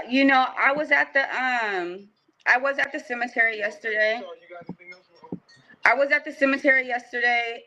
We did do an activation yesterday starting 7/1. So we are in the patriotic month, right? So we're transmuting the energies of 7/1, 1771. So we're in galactic portals for the transmission to alchemize the energy of the past for the future, right? So we're in this is the fucking patriotic energy we in, right? So there's like yesterday was 7/1. And my sis actually is anchoring the energy from my sis Offset is anchoring the energy in Atlanta right now, and she's going to be doing a ritual tomorrow. And then she has to go to the DMV. So it's going to be some governmental energy that's going to be coming through that we're cycling through, right? So, yes, and then today is 1772, the tetrahedron. So that's sending the 1772 energy, and we're starting the flow of the government energy. So I feel like what's going to happen is a lot of shit, because we're freeing up the energy, right? So I think a lot of things are going to start coming to light with the government, right? Because we're freeing up the energy in the field. 1771, 1772, 1773. Like tomorrow is the energy of the 1773 and the golden ratio, right? So then we have 1774, the energy of what happened in 1774. Then you have the 47th president. Then you have 1947. So all of this history energy that's been going on is getting cycled through. 1775, 1776, 1777, and then I think it's gonna close it up on 7/9 because 7/9 is the gate code for the Stargate Lake Titicaca in Peru, and that's where I sit all my energy through. So this whole month is going to be activating, but specifically like this week, and because the numbers and the patterns keep on repeating, it's going to keep this month is going to clear out a lot of energy. So especially for, Turtle Island. So that's all I got. Yes, I'll bring you right back. All right, got it. Hey, Rod, tomorrow we're going to be sending final notice to all the banks on the land. When I tell you, it's a final notice to all the banks. Y'all better get y'all money out their bank, y'all. We're sending final notice to all banks tomorrow at 9 o'clock. We're gonna, it's over with for them. Once I put that tomorrow, once we put that up. Y'all better jump on that silver. I don't know why they be playing David and Goliath. You know what I'm saying? He took him out one little stone. That stone was hematite. But okay, how low silver is right now, and the pullback on silver can only if they go any lower than now, it's free. So that's pullback. That silver about to take off, man. That's best. Hey, silver about to take off. What's up, Hawk? Did you have anything for Chief before we get out here? You on mute, brother? Yo, tell him where you from, guy. No, I'm good with any further questions, man. I appreciate Young Elders and Rod's answers tonight. So I think it clarified a lot of things for a lot of people. So just to keep things straight. So I definitely appreciate it. Yeah. This brother, me and him be doing a lot of artifact hunting and everything else. So he's up there in Texas. Speaking of which, Rod, we found this right here at an antique shop. I was asking you about it the other day, and I didn't know if I wanted to create with it, but I saw it on one of your last videos when you're breaking these things down, these symbols, and how important it is, right? This one and this one right here. Can you break down what these are? Hold on. Yeah, that's the pyramid. Yeah, that's the ancient Arabic order nobles and mystic shrine. This is also Shriners. This is the see that sword over their head? Hold it back up, son. Yeah. You can hear me? Hold it back up. Now, this is a secret keeper. That's got a sword is over the head. That's a secret keeper. Now pull up the other one because that's also the shrine, but it's not from the secret keeper. Flip it around. You see that? The sword is over the pyramid. It's not over somebody's head. And the owl is sitting on the right. The owl is a totem animal, right? The camel is native over here, right? Then you got the crescent moon under the bottom, but you got the sword over the crescent moon. They talking about moon magic. The sword is over the moon magic, which is the feminine magic, right? So they telling you that they trying to cut off the feminine magic, right? But they doing it with rituals.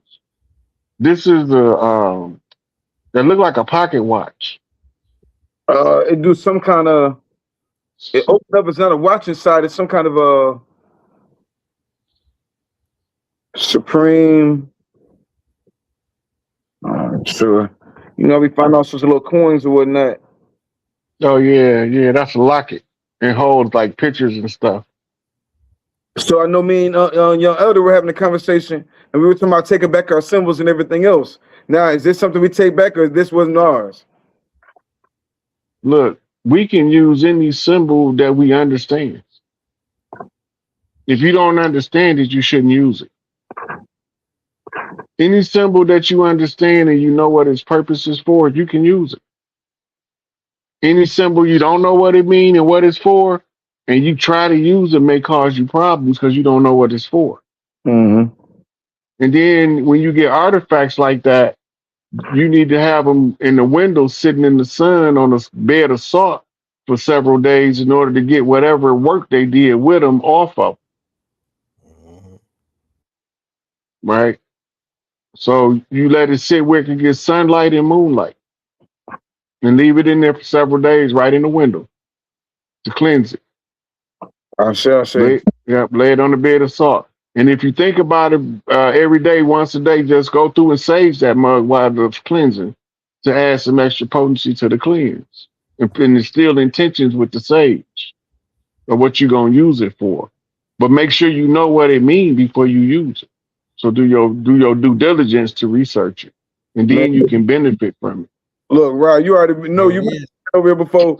I be getting the artifacts. Sometimes I just get them because I know it means something to somebody in the tribe. I got some more statues and all sorts of different kind of statues. If it got our face on it, got one of our goddesses on it, or matriarch statues, I just grab it and then I do the research on it later on and put it where it need to be.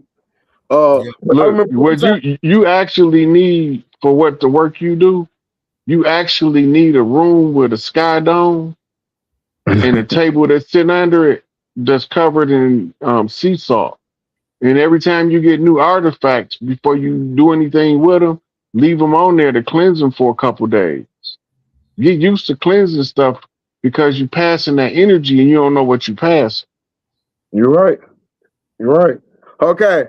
You remember that coin? We found a coin with what was that, Queen Elizabeth on it? The original Queen Elizabeth? Right. The more it was a black woman. It was a black woman, but I got excited because when I got him, like, wait, if this Queen Elizabeth, and I was like, yo, I brought it back. I was like, yo, Hawk, look, we got us something here. And Hawk was like, yeah, I don't think you want that. Right. That probably had about, a bunch of bad vibes on it, so you didn't want that at all. You had to put a lot of salt on that one before you tried to use that one. No, we wanted to put it where it need to be put. Right. Yo, I serve and I am a service, man. Yo, I do want to say one thing just real quick, if you don't mind. Just a quick second. We've been saying for a while, get on your green stones. We do our crystal thing, right? So, Rod mentioned the other day about the Schumann resonance. I'm talking about, I've always talked about grounding. So I just want to reiterate that this is a time for the love energy. Get on your green stones, you know what I'm saying? Heal your wounds, deal with that, so you can be lighthearted. Now's the time for truth, speaking up, and you definitely want to be centered, be balanced, because it's all about the heart. The name of the show tonight is the tetrahedron, and the center of that, of the Merkaba, is right at the heart. It's all about right now. It's all about the heart. Keep that in mind. Keep that love energy, ground. And I just want to say that to be sure that we're on time. Man, we the sons of the green, man. That's right. We got to have it. Man, I appreciate you, Chief. Somebody say, Chief Rod, what rituals should the divine feminine do on the 4th? That's a damn good question. They should do whatever rituals that they spirit guided to do, and they shouldn't ask no men and only ask the other sisters what they should be doing in order to activate the highest frequency of divine feminine energy possible. Yo, Chief, we were having a conversation one time, and remember we were saying about the 4th of July. I'm not sure if it's Sophia. I think I said that for lack of a better word, but we say on the 4th of July, while they're shooting firecrackers, there's actually an entity coming down to a lower realm, a lower a lower realm to communicate with us. But many people out there shooting firecrackers trying to scare it off. That's their whole thing. They said they rituals or they holidays on top of our holy days. Now, instead of shooting firecrackers off, I would say especially on the 4th, play you some music, some real motivational music that touch your soul. You know what I'm saying? Music is the highest frequency. They know that. That's why they hijack the music. But go out there and dance. That's the ritual right there. Go listen to some music and dance. I know Rod say don't listen, but yo, go dance and listen to your favorite frequency and tune in. I ain't gonna never tell nobody don't listen to music because I've been listening to man. I don't give a fuck what you got to say about it. Hey, look, I ain't no Christian, but I'm gonna listen to my gospel music. I'm gonna listen to my old Motown music. I'm gonna listen to my rock and roll, my country music, my rap music, and my jazz. Ain't nobody gonna stop me from listening to my music. That's just not gonna happen. So for you to think I'm gonna tell somebody else don't listen to some music, you got another thing coming, my brother. I'm telling everybody, look, music makes the heart merry. Yeah. You got to do whatever makes you get on that frequency. That's it. Yeah, that's what it's all about. That's right. I was just saying the same thing last night. I had look, the Schumann resonance is doing something to me. I said, I don't know what this Schumann resonance is doing, but it got me feeling all Michelle A in my heart. And then I posted it. And in the song, I was something in my heart. It's got me hooked on you. I was like, oh shit, I don't know what this shit is, but it's for no reason. Just because. So I was like, I don't know. I ain't got nowhere to share this shit. Ain't nowhere to spread it or nothing. It's just in there. Like a music, like a song be stuck in your heart. Right. I mean, in your ear, you be hearing that song all day. That's why Michelle A been singing out my chest for a whole week. Yeah, that resonance been kicking. It's been kicking, man. Yeah. I'm Go ahead. something about that jazz and stuff, man. We got to get back into that old school jazz and blues. Oh man. Everybody owe Michael Jackson an apology. We got to step into that Michael Jackson. They were putting the frequency out there for us. Hey, look, I just posted in my story on Instagram. They dug Michael Jackson's body up 17 years later. It wasn't nobody. Wow. Remember I told you earlier that Mike was in the Philippines? Yeah, hey, look, I got a video. I got a video of him. I don't know if you sent me that video or not, Ross. Somebody, yeah, you might have sent me that video. I probably sent it to you. Yeah, I got a video of him. They caught his ass, and then his security guard tried to chase the dude down and still get the camera back. That's why I sent you. Look, he went to sound crazy. As soon as you look, he went to his son Blanket birthday party dressed like one of the characters from one of his videos. Yep. And in the video, the character that he was dressed at on the boat, he played that character in the video. Wow. You might do one on comeback on that one. Look, Mike bought another mansion in Montana in the middle of nowhere. Like you can't even get up there. And then he got security out there that's gonna catch you before you get to the mansion, right? And everybody was trying to figure out how they was gonna get to the mansion to see if Mike was really there. Prince got one in upstate Minnesota. Everybody think he did too, so you know they can believe it if they want to. Never let the elevator take you down. Oh no, shit! Let's go crazy up in this one. I gotta write that down. Or wreck dog. Yeah, man. I'm talking about. Most definitely appreciate you tapping in with us tonight. They talk about the Clone Wars. That's a whole nother episode. When we start talking about the Clone Wars, I know y'all were breaking down the last couple of days of both y'all shows about the Cabbage Patch Kids. But now that we know, ain't no sense in trying to debate with people and try to, explain things. We know who we are, so we got to act accordingly. You know what I'm saying? Look, that's it. Everybody not a clone. Like the dude that's the Dave Chappelle right now, that's a lookalike. That's not a clone. Right? He won a lookalike contest and a comedy contest. That's why he get to play Dave Chappelle, because he was good. But that's not Dave Chappelle. His sense of humor not the same. His joke style not the same. His appearance not the same. His head shape ain't the same. His ears ain't the same. But it's enough where people don't question it because they look close enough to him. Not to mention he 100 pounds too heavy. Yeah. Go ahead and get on Jamie Foxx in. We're going to talk about it. Go ahead and talk about it. Talk about Jamie Foxx. He missing the whole tattoo on his head. Hey, look. They told us when they switched Jamie out. They said that when he was in the hospital. That they were switching him out. So that wasn't no secret. They said that Jamie Foxx he looked shorter too.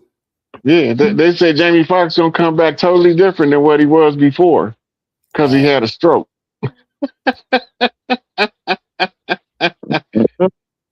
He's in Valhalla with Charlie Kirk.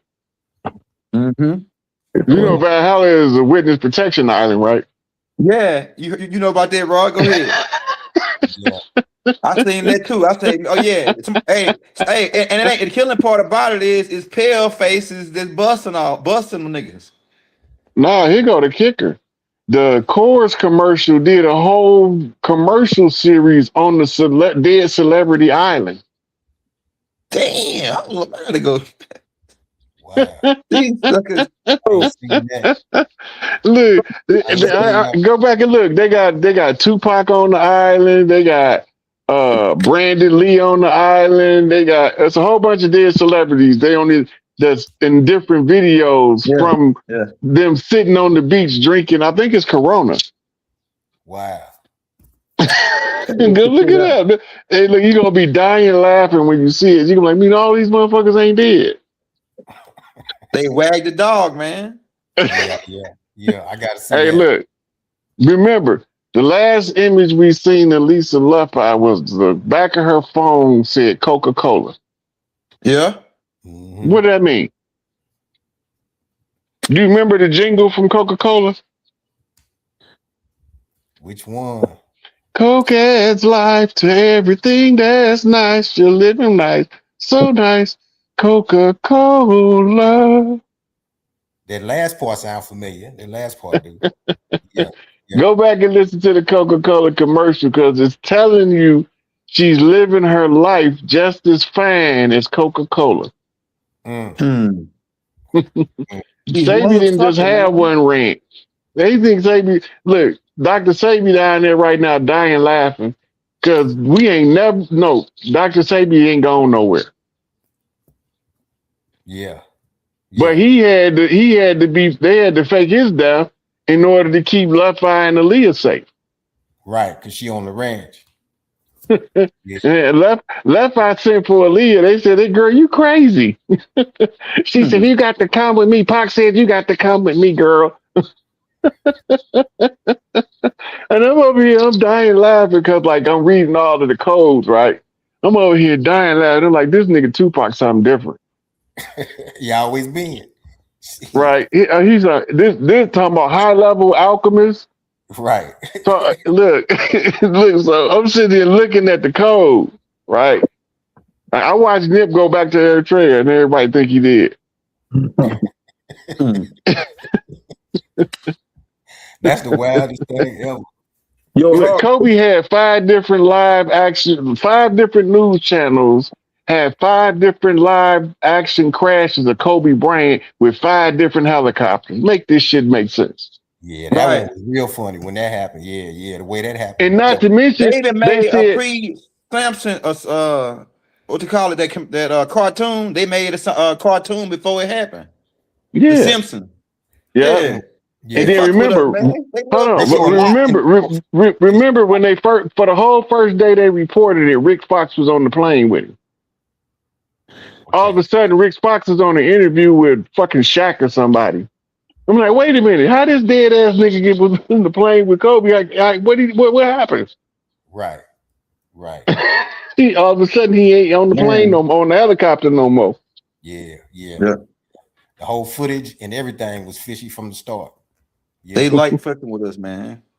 You want to hear something funny about the pot case nobody don't pay attention to? What's that shit? You remember something about the pot case very few people pay attention to. For sure. Orlando had on a number 13 jersey. Oh yeah. When you look at the hospital footage, why the Outlaws wearing 13 jerseys? Right. Yeah. I think I remember you saying that. Yeah. I heard you say that before. Yeah. Hello. Go to Google, type in Tupac shooting the BMW from Tupac shooting. Yeah. Don't look at the car. Look at the background. Okay. Yeah. It's in Vegas. If you know about Hollywood, they have what they call multiple sets when they're making a movie. Right. It's multiple backgrounds. They can't all be the same car because the background different. Then if you pay attention, you're gonna find one car got gold rims, one car got chrome rims. Yeah. Right. I was you remember the picture of Suge and Pac in the last picture, supposed to be the very last picture? Right. And where he looked in the BMW. Yeah. Now, when he looked up. Now, everybody focused on a lot of stuff. Suge ain't got no keys in the car, and he looking frontwards, and Pac looking out the window. But if you look at the original picture down on the bottom right corner, the date say 9/8. Say 9/8. Damn, I never noticed now, that. If you go back and listen to his auntie, her name like Deborah Cox or something, I don't know, something Cox.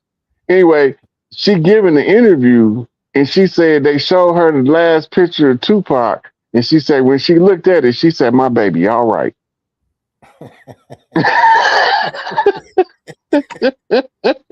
That's wild. That's wild.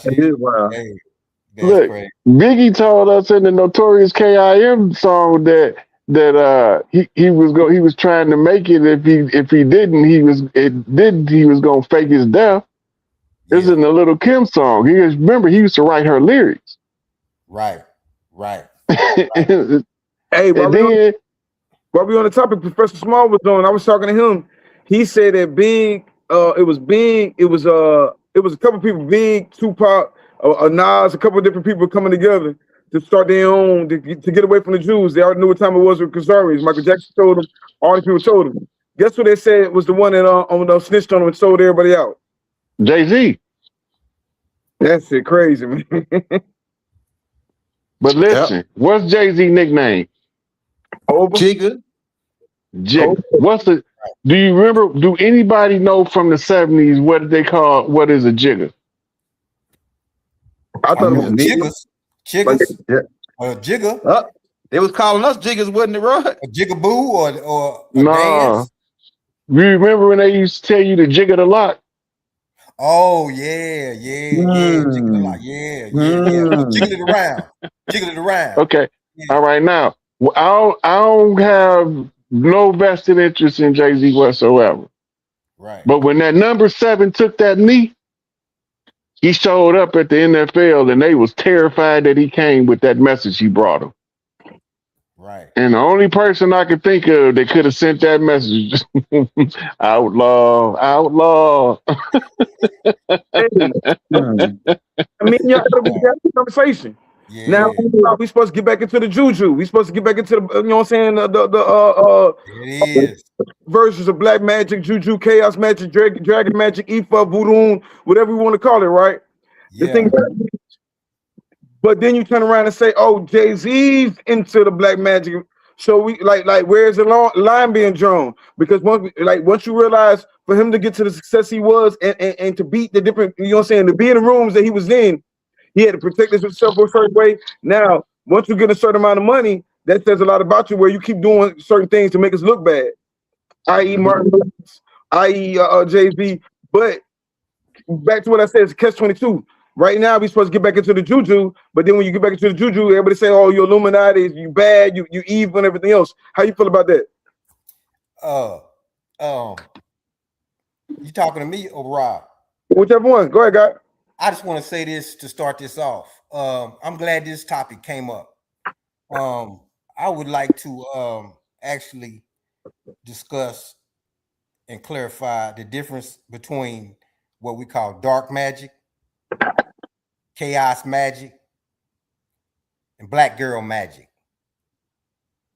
Maybe we can start with the definition of magic as controlled thought to produce a result. Keyword result.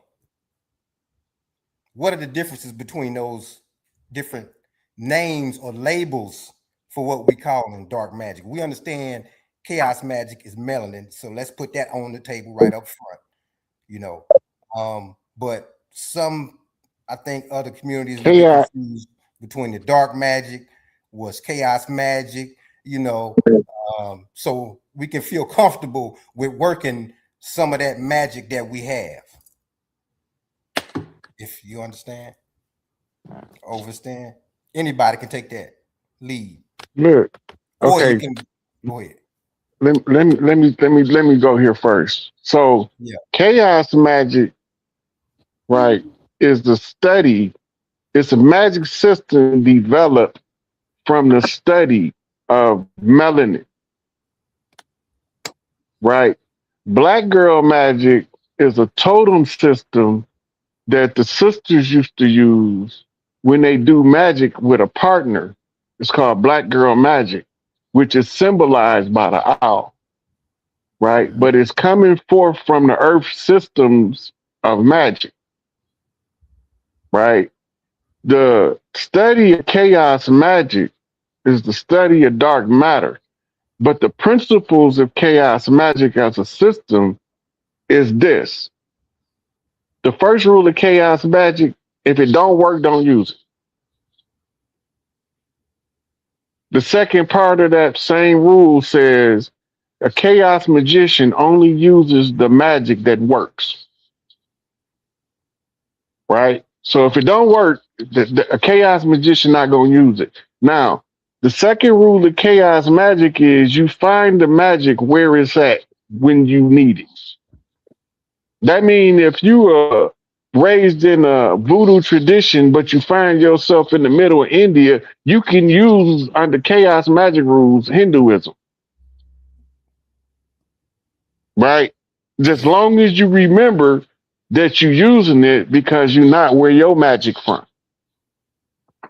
right? You using what work in their system to your design, right? So chaos magic is governed by the 8-point star. The 8-point star represents the divine feminine, right? So when we're looking at this stuff, you got masculine stars and feminine stars. 7-point star is masculine. 6-point star is masculine. 5-point star is feminine, right? Then when we looking at the different symbolisms of different stuff, the different magic systems tell a foreign practitioner of chaos magic that if you use it this way, you can use it with your system. A chaos magician learns that from practicing different disciplines of magic from different places because they're using what work and they can get it from any system, right? The Heka system is the symbol for Heka is the field goal symbol in football, right? That's the symbol for Heka. The the Heka magic is the Kemetic ascension manual in order to secure the rightful heirs. Heka magic is designed for Heru to take his father's throne to become Osiris. But he not gonna be Osiris the Leo. He gonna be Osiris the hawk or the eagle or the Bennu bird. He's gonna sit on his father's seat as the qualified replacement for his father. But remember, while he ascended to the throne, it's always an imposter on the seat. So that's the first thing he got to do is clear the imposter out. Then once the imposter is ousted from the seat, that leaves the seat wide open for the chosen son to ascend to the crown and become the king. Okay. Yeah. So, There it is. yeah, I'm gonna play a quick video. So just to kind of summarize, would you say that then black girl magic would be a subset of chaos magic? Since black girl magic, is comes from Well, that's okay. So black girl magic is a chaos magician can use black girl magic, but a black girl magic is not very likely to use chaos magic. Yeah, that's what I'm saying in another way. Yeah. Okay, now the black girl magic itself is lending her psychic ability to somebody to show them something in the psychic realm for them to bring it back into the physical realm and understand what they're showing them. Right? The owl is a symbol because it's easiest to be done during the dream time, where black girl magic can come in and she can guide your eyes through your dream and show you everything she's trying to show you. Yeah. Okay. I got you. Yeah, I appreciate that. I definitely appreciate that. Mm-hmm. I'm gonna play a video real quick. Chief, hold on 1 second. Made for good excuses, especially when an enslaved person had a pleasant view of their white enslaver. This is despite the poor conditions of slavery that bred a higher infant mortality rate, malnutrition, high blood pressure, unsafe conditions, overwork, and everything in between. Sickness and injury became so intertwined with alleged roots and negative energy that a former enslaved man and pastor, Irving E. Lowry, remarked that the slaves very often connected sickness and death with voodooism or conjuration. Early 20th century white supremacist and historian Lockett Avery wrote, Negroes are not necessarily loyal as a race. They fear each other, dread covert acts of vengeance, and being conjured. Does this sound familiar? Just a little bit? While enslaved narratives offer conflicting views about the reality of conjuring beliefs were more common than not, and paranoia abounded. Lots of What you got on that, Chief? Hey, look, in the early Civil War era, go to Google and ask them, was conjure magic used in this fighting of the Civil War? Right? They're gonna tell you. Then ask them who used it. It's gonna tell you both sides because we was fighting a conjure war. The George Washington Challenge is a two-sided conjure war that Noble Drew Ali created to more science simple for us to fight in a single location. Draw us all into one place to fight the war in there in intelligence. It wasn't never supposed to be fisticuffs and blood and guts. It was supposed to be raising yourself to higher levels of thought, what they call adept chambers, right? To be the adept is to be proficient at something, functionally equipped, right? And then they tell you that in order to be a mastermind, you have to be able to fight at the realm of the mind. Read it, Elder. Don't show it this screen. We can't see it. Read it.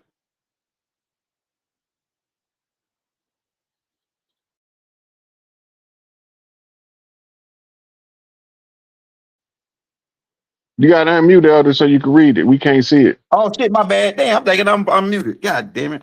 All right, so it says right here, it says, yes, conjure and folk magic and spiritual tradition, also known as hoodoo, was widely practiced and used during the Civil War.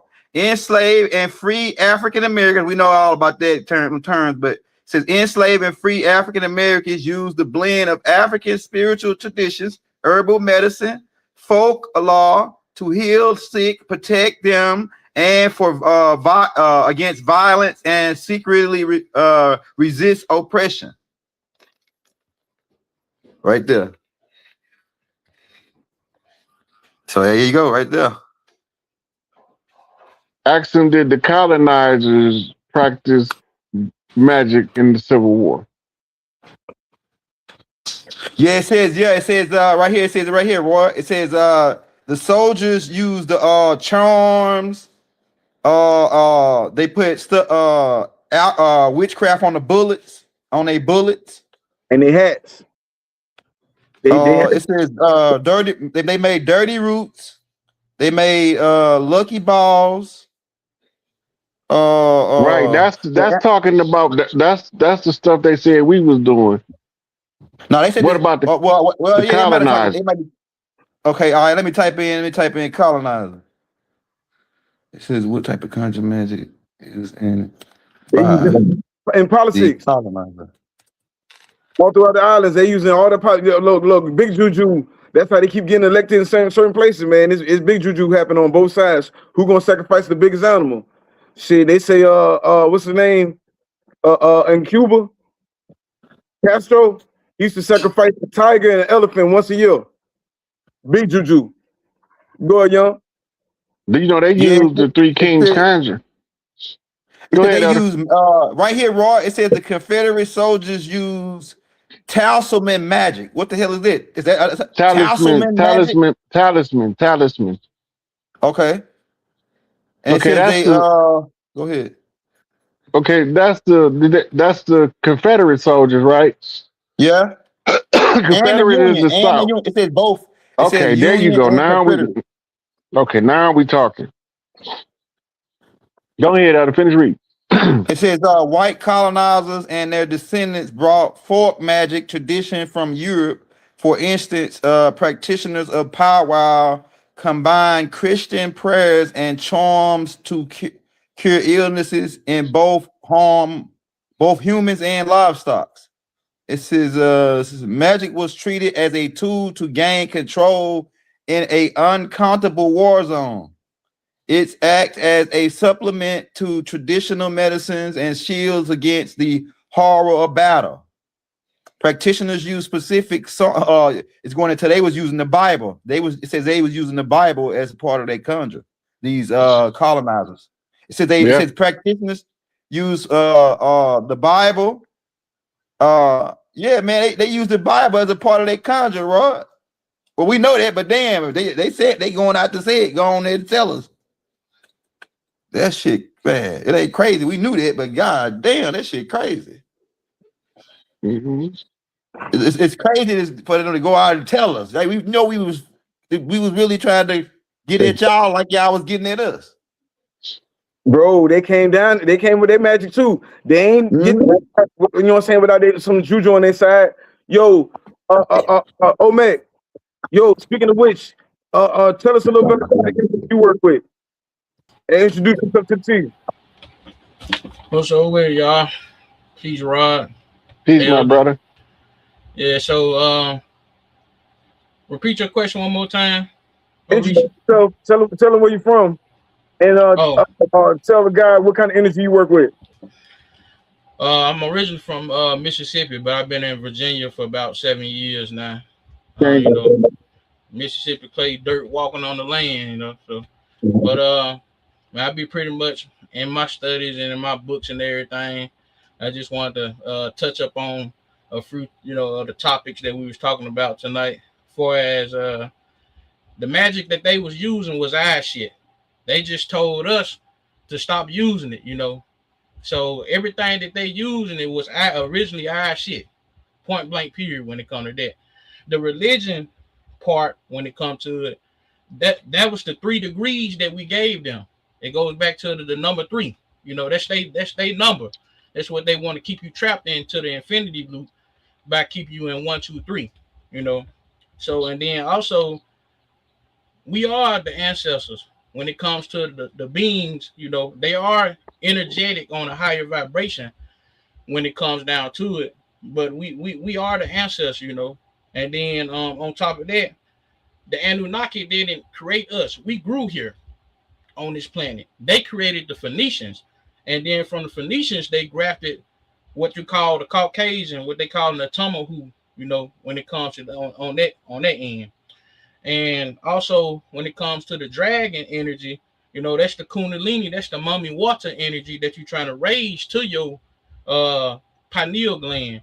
The pineal gland being your female principle of that's the throne of your mind. So when it comes to all of that, that lets you know how powerful the woman is. That's the who-he energy. That's the 2 principles when it comes to the divine masculine and the divine feminine. That's your first principle parents. Your etheric, what they call your etheric parents. And and then we didn't call ourselves no God. We Natharu babies. We nature babies. We did God shit, and then them motherfuckers pretty much said, thou goes God. They're witnessing us do some magical shit, what they call a miracle, which is the mirror or the science of the pyramids. So they got all this shit from us, when it come down to it, But yeah, that's what I want to pretty much say about the whole situation, and just want to clear things up with that. So they got everything from us. It's about returning it's about returning back to us, going within, because the journey, like I said in the beginning, is within. They want you to use all this shit outside yourself, but the real power is with the mind and all the forces and the energy within you. You the damn universe incarnated, so you got to realize that and use those energies. That's what it's about. Man, appreciation. We talk about this magic and juju and all these different things, not realizing it's in every tradition. It's most definitely in Islam. They talk about using jinn magic all the time. It's most definitely when you talk about that. I'm glad bro said about them 6 ethers. They created the 6 ethers. Like me and they were talking about it one time, Zai, and I was like, yo, we tapping into the Anunnaki. I don't even think that's our shit. When we really on some Omek shit, we really on some moose shit. You know what I'm saying? We on some planet cat, but that still goes back into we still part reptilian, we still part Nomo, etc., etc. So I still look at them in a little different way than seeing them all as disagreeables. But man, So yeah, that was part of the great debauchery, though, when they was breeding those people and they was using sulfur melanin, right? And the sulfur is what used to give them that smell of wet dog. They don't smell like wet dog no more. They got a drop of blood because that's the only thing that can fix the genetic defects that the Anunnaki put in them. It's all the eugenics was written by Inky. It was a reverse psychology. When you read J. Rogers, Nature Knows No Color Rhyme, and Sex and Race, it gives you another understanding of what's taking place. Right? Remember, America is the great melding pot. What do you do in a melding pot? You blend metals at high heat and temperature. Right? You melt the metal down to this molten form and you pour it out into a mold, you form it into what you want to. Right? It's the great melding pot. God's crucible. The crucible is where you get the heat to melt the metal. So it's telling you that a human is being fashioned from something else into something else. And you ain't one of us unless you got a drop of that blood. Right? Remember, they got a one drop doctrine. Why do they have that doctrine? Because they needed a drop of blood in order to secure what's called ascension rights. If they don't assimilate the drop of blood in arts, entertainment, education, war,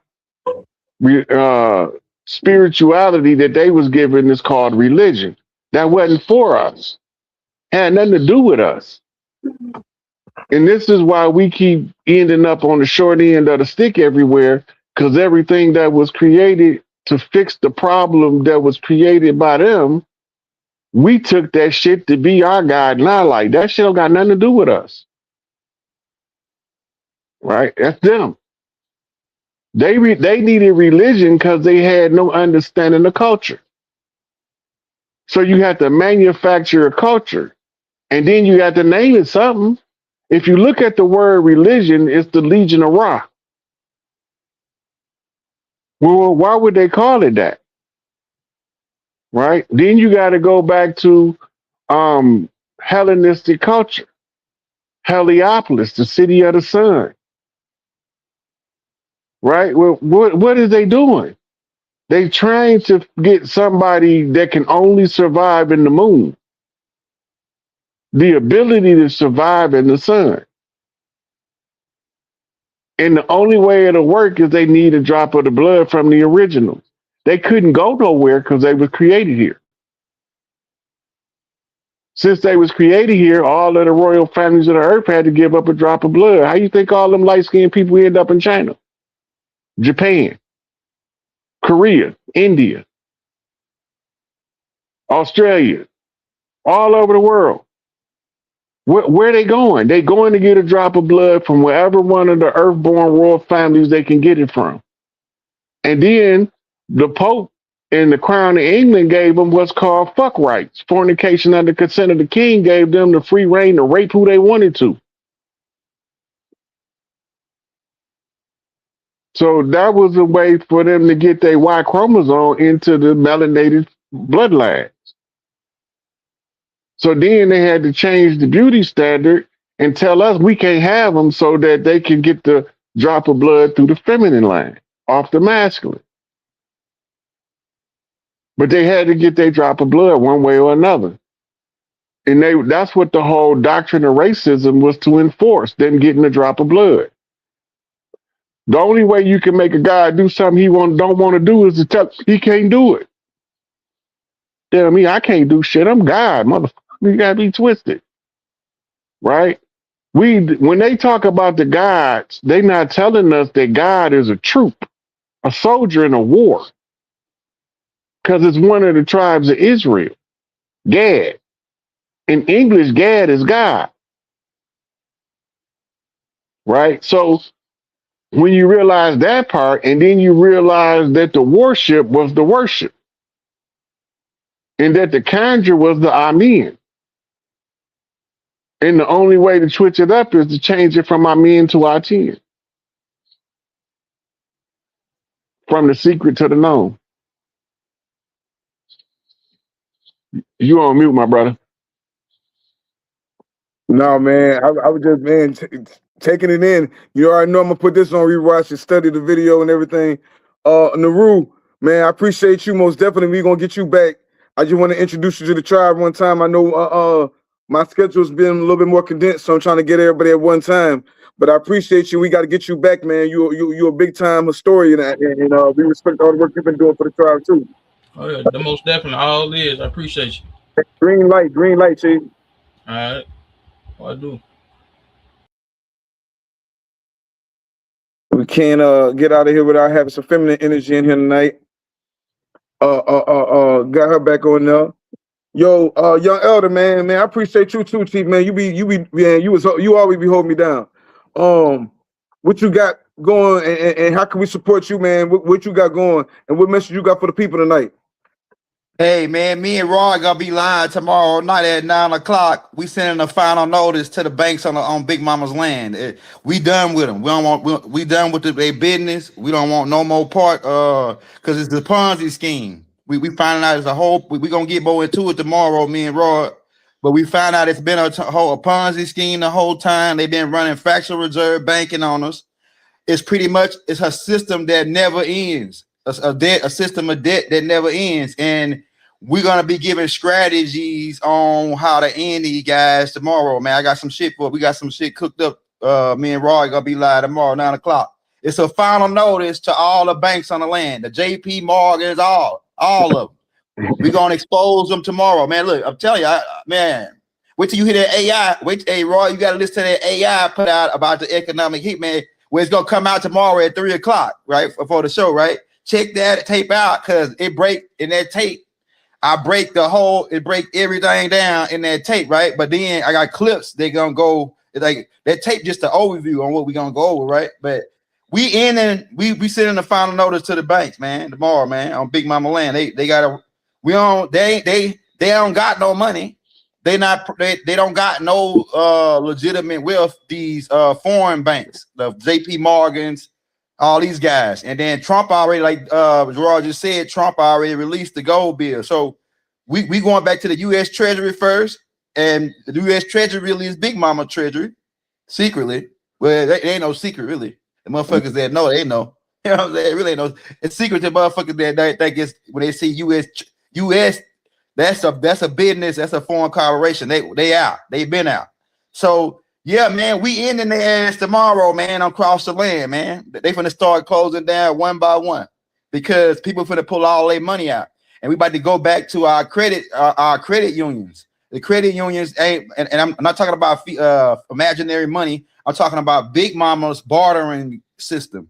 Because Big Mama, you can go get when back during our time, you could go get say 10, 15 watermelons, some corn, all that on credit from Big Mama. You ain't had to have make an exchange right there, and then we had trade points where you bring some and then you pick up some. Like say if you grow corn, I grow watermelon. Well, when we meet up at the trade spot, you gonna drop some of your corn off. You gonna take some of my watermelon, and we're gonna exchange with the different formals on the land. So we going back to our system. So, like I said, tomorrow we ending their ass. It's a final notice to all the banks on the land that's been running fraud. We already got the Supreme Court. I got the Supreme Court cases where it proves that they've been running a fraud. It's already been ruled in the Supreme Court that the banks are fraud. I shall say. So we'll be putting that out tomorrow, 9 o'clock. Y'all stay tuned. Look, they gonna act like they surprised, but we've been telling them for how long, your elder? We've been telling them for how long? Getting to the gold, getting to the silver. Yeah, get back to the silver. Now y'all hear him. Oh, all right. Now, as the system get ready to close, and we'll talk more about this tomorrow. Keep a little in there so you can, you might have to advocate your shit because as the system go down. But don't have the law like you got 100,000 in your account. You crazy. Take that money and spend that shit.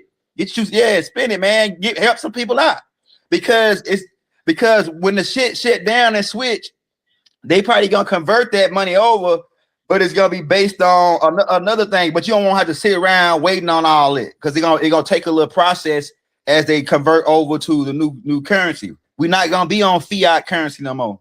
Fiat currency is dead. It's like a system that's a never ending system, or a hamster wheel. It's a fucking hamster wheel, pretty much. Their banking systems is a hamster wheel. That's what it is. You never get out of no count. We never get out of off that wheel if we still, and all we got to do is don't participate in that game, and making the people aware of what the mechanism of this shit is going. That's gonna shatter. That's gonna be the first shattering of their whole their whole game, man. Making people completely aware on how the banking fraud and how the mortgage frauds and all this shit is ran. Dead pledges. Go ahead though. Listen, I want to talk. they're not gonna have to take their money out the bank like that. They're gonna have to take some out because the bank's gonna be closed for a period of time, Right. so they can That's have what I meant to say, right? That's what I meant to say. some liquid cash. But look, they got what's called reverse ATMs. So all them people that got fiat currency under their mattress and shit, they'll be able to take it to the reverse ATM, load the money in, they put the money on a card, right? And then once the money on the card, you can either use the card like a debit card, or you can go to the new ATM and get the new currency out with the same card. That's the buyback incentive to get the old currency out of circulation. Right? So they setting them up now, and people making a big deal out. The cashless society, I'm over here dying laughing. I'm like, they don't even know that's the buyback method for people with dirty money to clean their money up. That's the easiest way to clean your money up. Illegal. Because they can't trace it beyond what you put in that machine is what's on that card. When you spent it off that card, it's spent. Right? Because they had to figure out a way to reduce the amount of suffering on the people who's trying to get rid of the old fiat money and get pulled into the gold standard. So you got a lot of people hustled in the 80s, 90s, the early 2000s, even further back than that in some families. They got sizable portions of cash stashed away. It's going to be worthless after a while. So they use the reverse ATM to allow them to clean that money up. Man, we got some money right now. We gonna go tomorrow on it, Roy. I'm telling you, I got some 5 clips. I got this show gonna be lit. Look, we gonna hit the ass tomorrow. Yo, we were just on with Goddess Mama Kali yesterday, right? We were just on with Brother Bilal recently. They got land. Invest in seeds. Right now would be a great time. I mean, right now, water is a great investment. Things that purify, right? Great investment. With AI, water the way it's messing it up. Like everybody said, we put a mother. AI is not messing up water. We'll see. The data centers is a psychological operation. That's it. It's a psychological operation, and they're gonna never be a shortage of water. If they needed to cool them machines down that bad, they'd have built them in the Antarctica or in the North Pole. They wouldn't even put them nowhere where they need water like that. That's retarded. Right. Now, but they saying, look, a lot of people talk about how they put it in the black communities. What is that about? The data centers is really a thing of the past. But listen, if they running the play, they on offense. The quarterback called the play. Water shortage is the play. We on defense. All we got to do is don't fall for the banana in the tailpipe. But they really trying to create a condition where they could put water on the stock market. They don't even know the stock market already closed. They phantom trading on the stock market. They can change the numbers to whatever they want. They fraud them. BMW, black man working. For performance. Get you some livestock. Get you a couple chickens, man. Get you some animals. Get you some plants. Plant you some okra, potatoes, simple shit. You know what I'm saying? Some things you could trade. You can't talk about barter and trade if you ain't got nothing to barter or trade. Goddess Atare, which you got for us? Gracious with some last words to get out there. Let's see. So yesterday I had to attend a funeral, and I got a transmission and I decoded it on my page, and basically I got confirmation, and this is gonna feed into what Rod and Young Elder is gonna do tomorrow. I forget. Oh, at the time at 2:48. And it was 84 degrees. I seen a license plate that said fraud. So that was my confirmation because I was born on the 24th in 84. So it's microcosm for me because they got me 400 bands and the court case and everything. But on the macrocosm, it's the purity of the war on fraud and all the fucking fraud, right? So this is going to muster up a lot of free energy. So now is the time to really anchor in your wealth, right? Because we're freeing up the money. We're freeing up the wealth codes. So definitely make sure and rest, because I had to do so much rest. I had to lay in, if you can, like you need to do days to help you anchor the energy. I had to lay in the bed some days because the energy would come and I can't do anything but lay there and anchor it. Because what happens is if your auric field is not healed and you receiving these light codes without actually anchoring them into your Earth Star chakra, you going back out there and you basically reabsorbing some more motherfucking negative energy.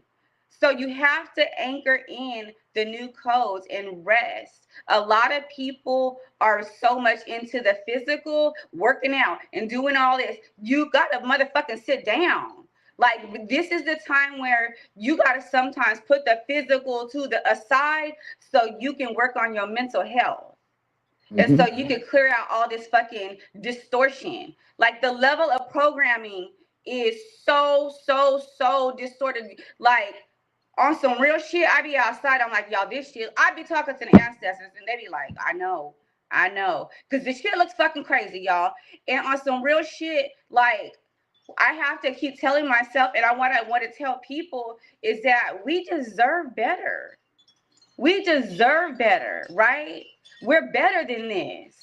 We're better than this, and we have to fight this shit off. But you got to have your fucking DNA activated, because the only way you can really fight it off is being in your true Elohim authority. A lot of motherfuckers is doing the work, but they're not totally cleared out, right? And so then you absorb more energy. Then that's when all your projects and your ideas is all fucked up and distorted.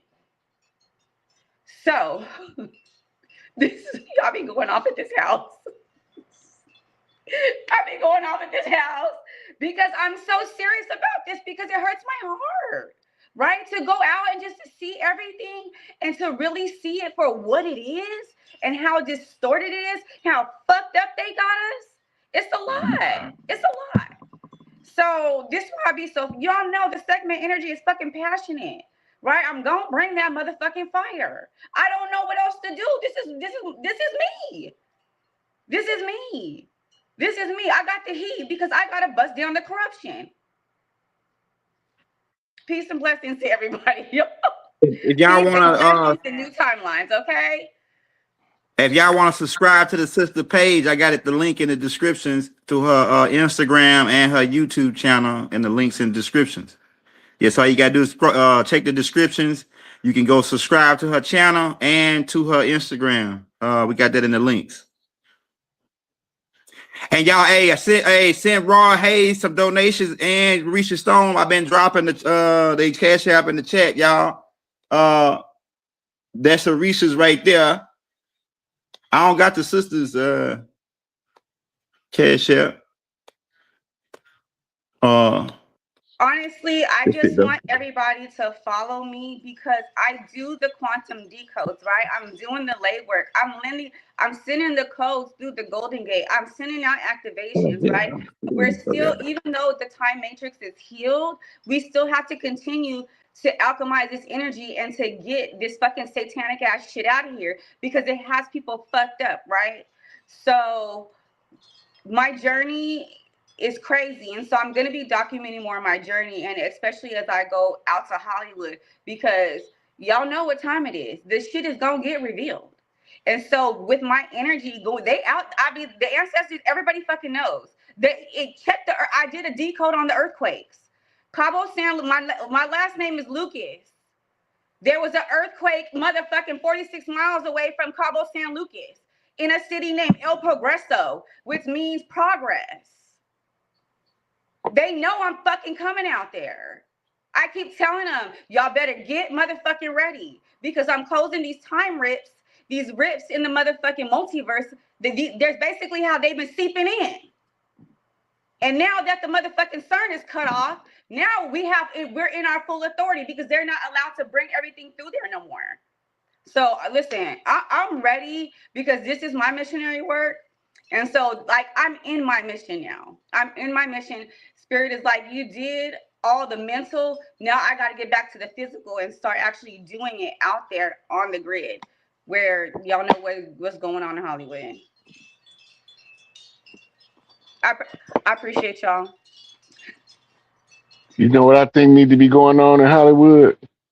Burn Hollywood, burn. I smell a riot going on. First you're here, then you're gone. I'll check out a movie, but it'll take a black one to move me. Hollywood need to burn. Hey, fight the power. We got to fight the powers that be.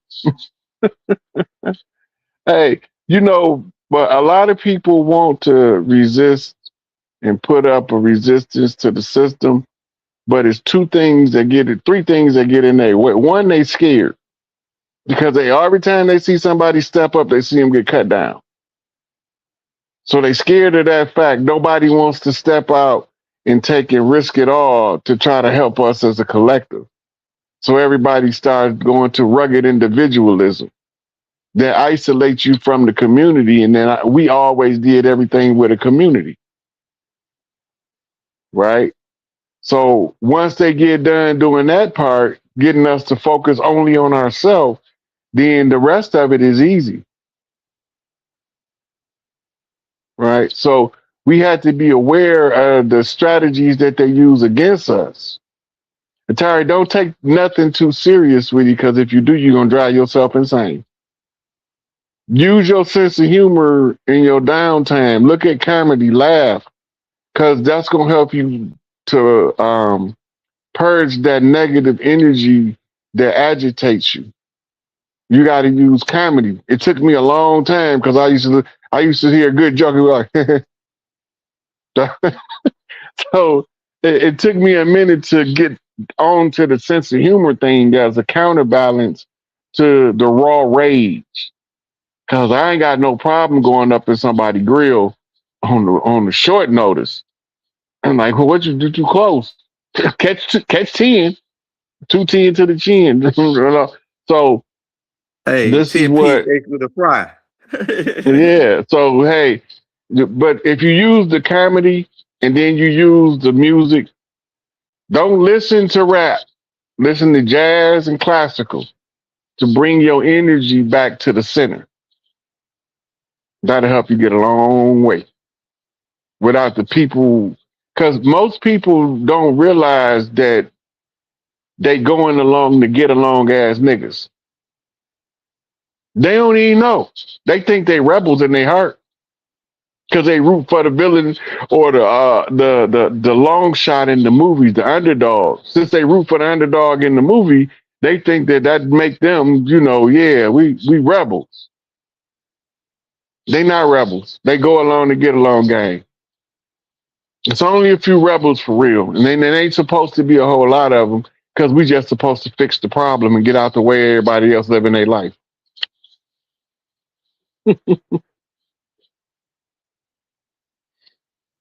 You on mute, Stone.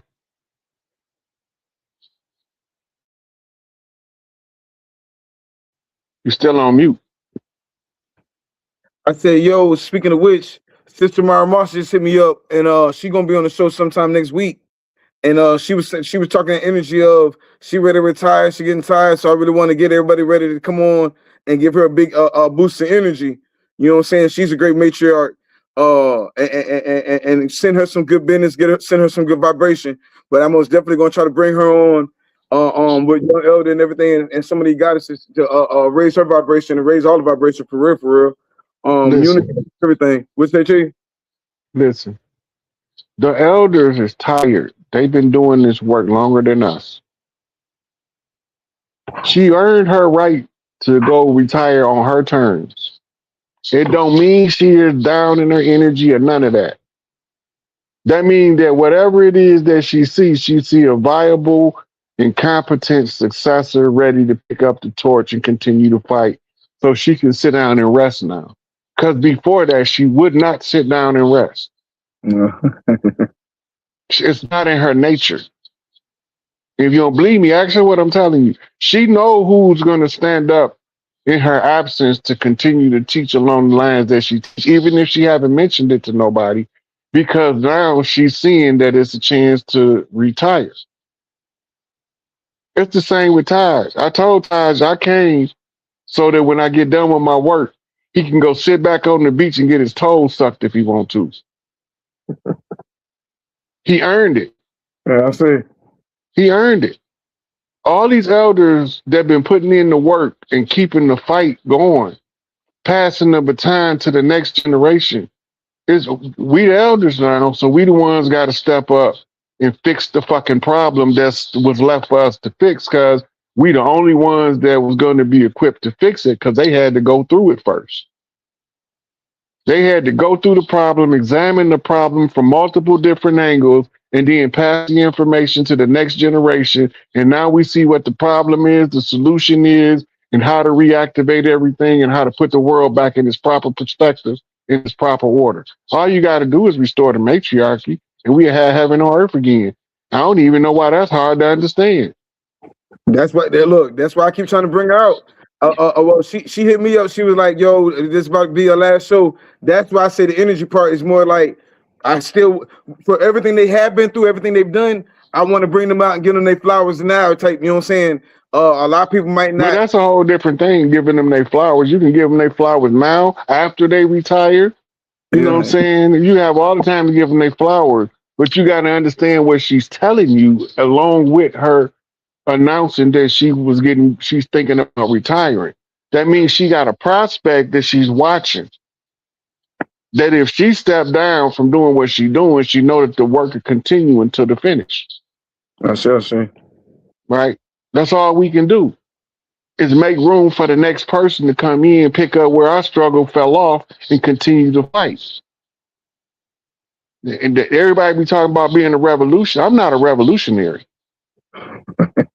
I'm an insurrectionist. I'm a rebel. Right? I'm a resistance operative. I ain't going in circles. Fuck a revolution. I'm not going in circles. I'm a rise up. Like what's her name? Andrew Day. I'm a rise up. See, that's I'm not finna be. Man. I'm not finna be doing all that dancing around in the circle shit, shuffling the problem around to the next motherfucker in the circle till they find out who can't hold this hot ass rock no more. I ain't got time for that. That's too much wasted energy. I'm not a revolutionary. I don't advocate revolution. I advocate insurrection, rebellion, uprising. Right? But I also advocated with intelligence, because my chief told me it's a mental game. So we brain banging. We ain't gang banging no more. We don't need no guns in the street. We need some brothers in the library. That's my instructions I was given. So I went to the library and dug up the lies. And now I told y'all where they was all hid. And they mad about it because they lost, we won. And I don't give a shit how they feel. That's why I be needing to blow the damn screen up. That was a whole quote right there. They could have clipped that for days. That was giving me a headache. I was trying to go along with it, but I was kept fucking with something going on with my eyes. I'm getting an upgrade, right? I'm Yeah. seeing an image. I'm seeing an image out in front of me, a holographic image, but my brain haven't learned how to see it yet. So it's like, do you ever see those? You see the Terminator when he had that thing pop up in his vision, and he see the metrics and stuff in his vision. It's kind of like that, but it's a little circle that plays out. It looked like it's something going on in there, but I haven't trained my brain That's how to how it see it looked yet. when they came and got me. I seen them coming. They came and got me when I was. They did when I got my upgrade 2 weeks ago when I was in the forest, and I could see the holographic but I didn't think it was like happening right now. I thought it was a future projection. No, they fucking took me. Yeah, so that's there. So everybody getting different upgrades, right? And a lot of us don't realize that that's why a lot of people being fatigued. You can't upgrade while you awake. You have to go into stasis. Because when you in stasis, your whole repair network operates. If you wanted to study more, you got to do is study bodybuilders. Hey, Elder, Google this. Why do bodybuilders sleep so much? And then read that to the people, and I'm going to drop the mic. Man, appreciate you, T. Appreciate your Atari putting on for the West Coast for us. The West Coast connection. Young Elder for sure.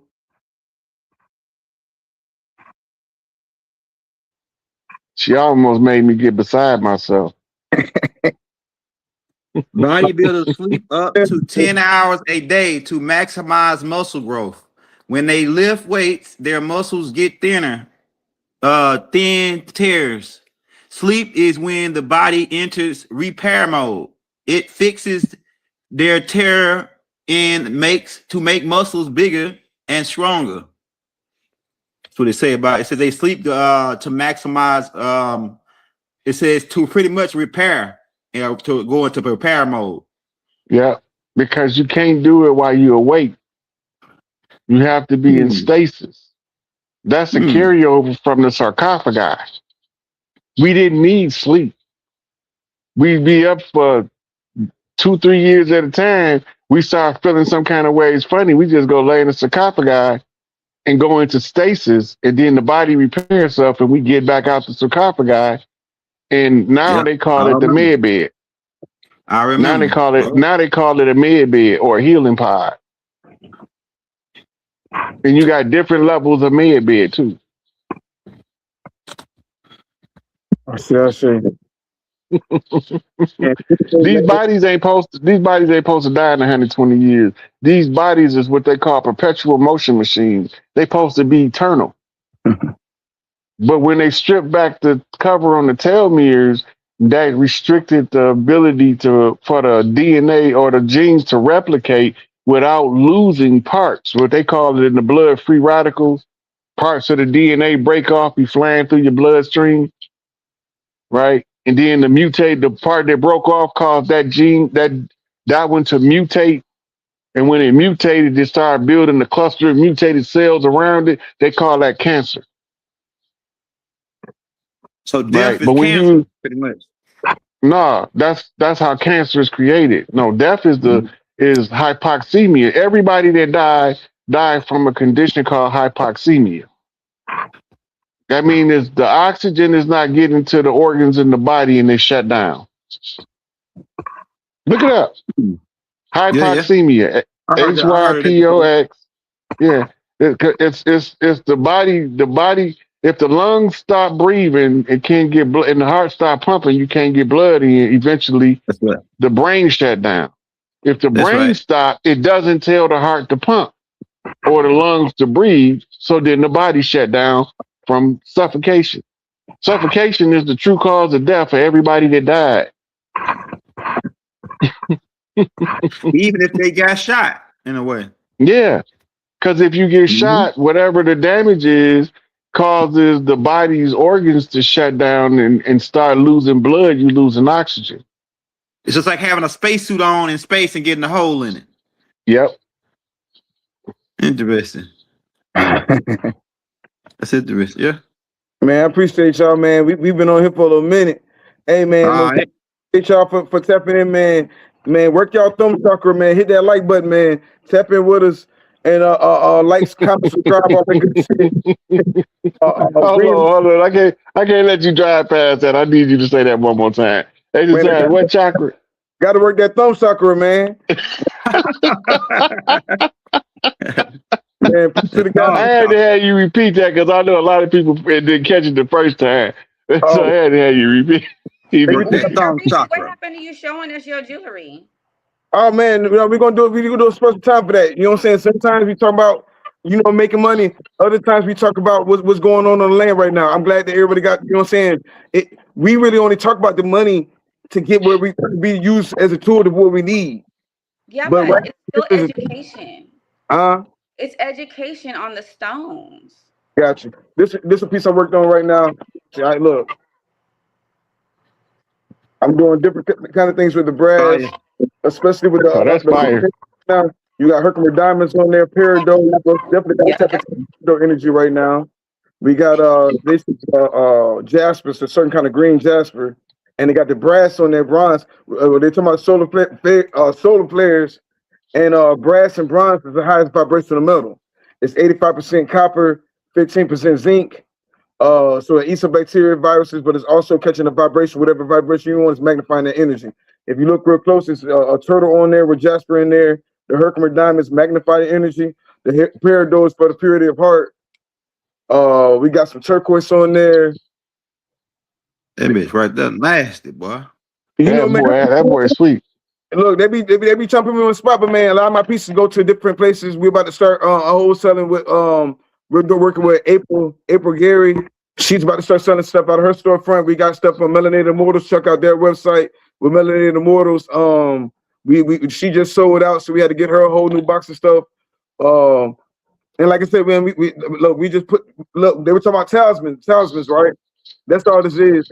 We just repeating what our ancestors did. Our ancestors were in the stones. You don't see not one statue when the ancestors don't have some kind of something on their wrist. Look at the Anunnaki or the Olmec. They got something on their wrist. They got something on their neck.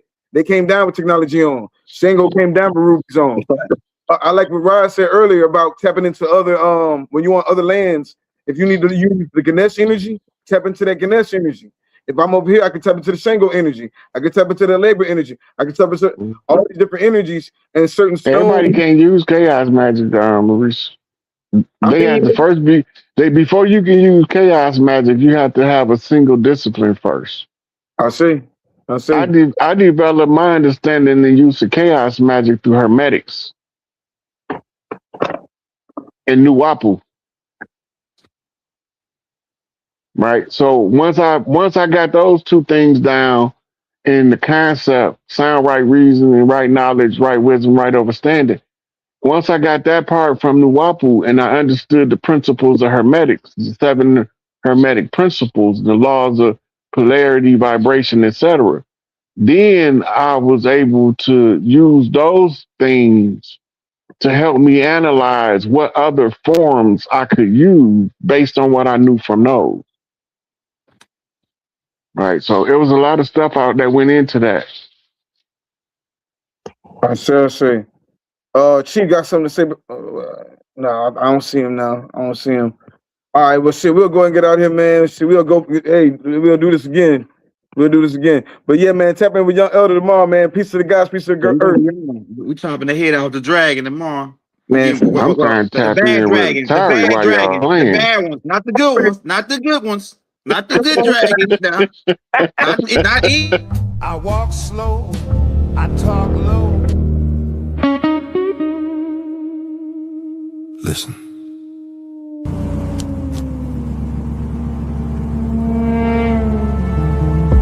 Listen to the stones. Listen to the stones. Listen to the bones. Shadow and smoke. Concrete and steel. I don't say much, I let the silence speak. Every step I take got memory underneath. Street lights hum low like they know my name. Wind move different when I'm in my lane. I've been here before, just not like this. Same soul, different risk. I walk slow, I talk low. I see things you don't show. No rush, no noise, just a man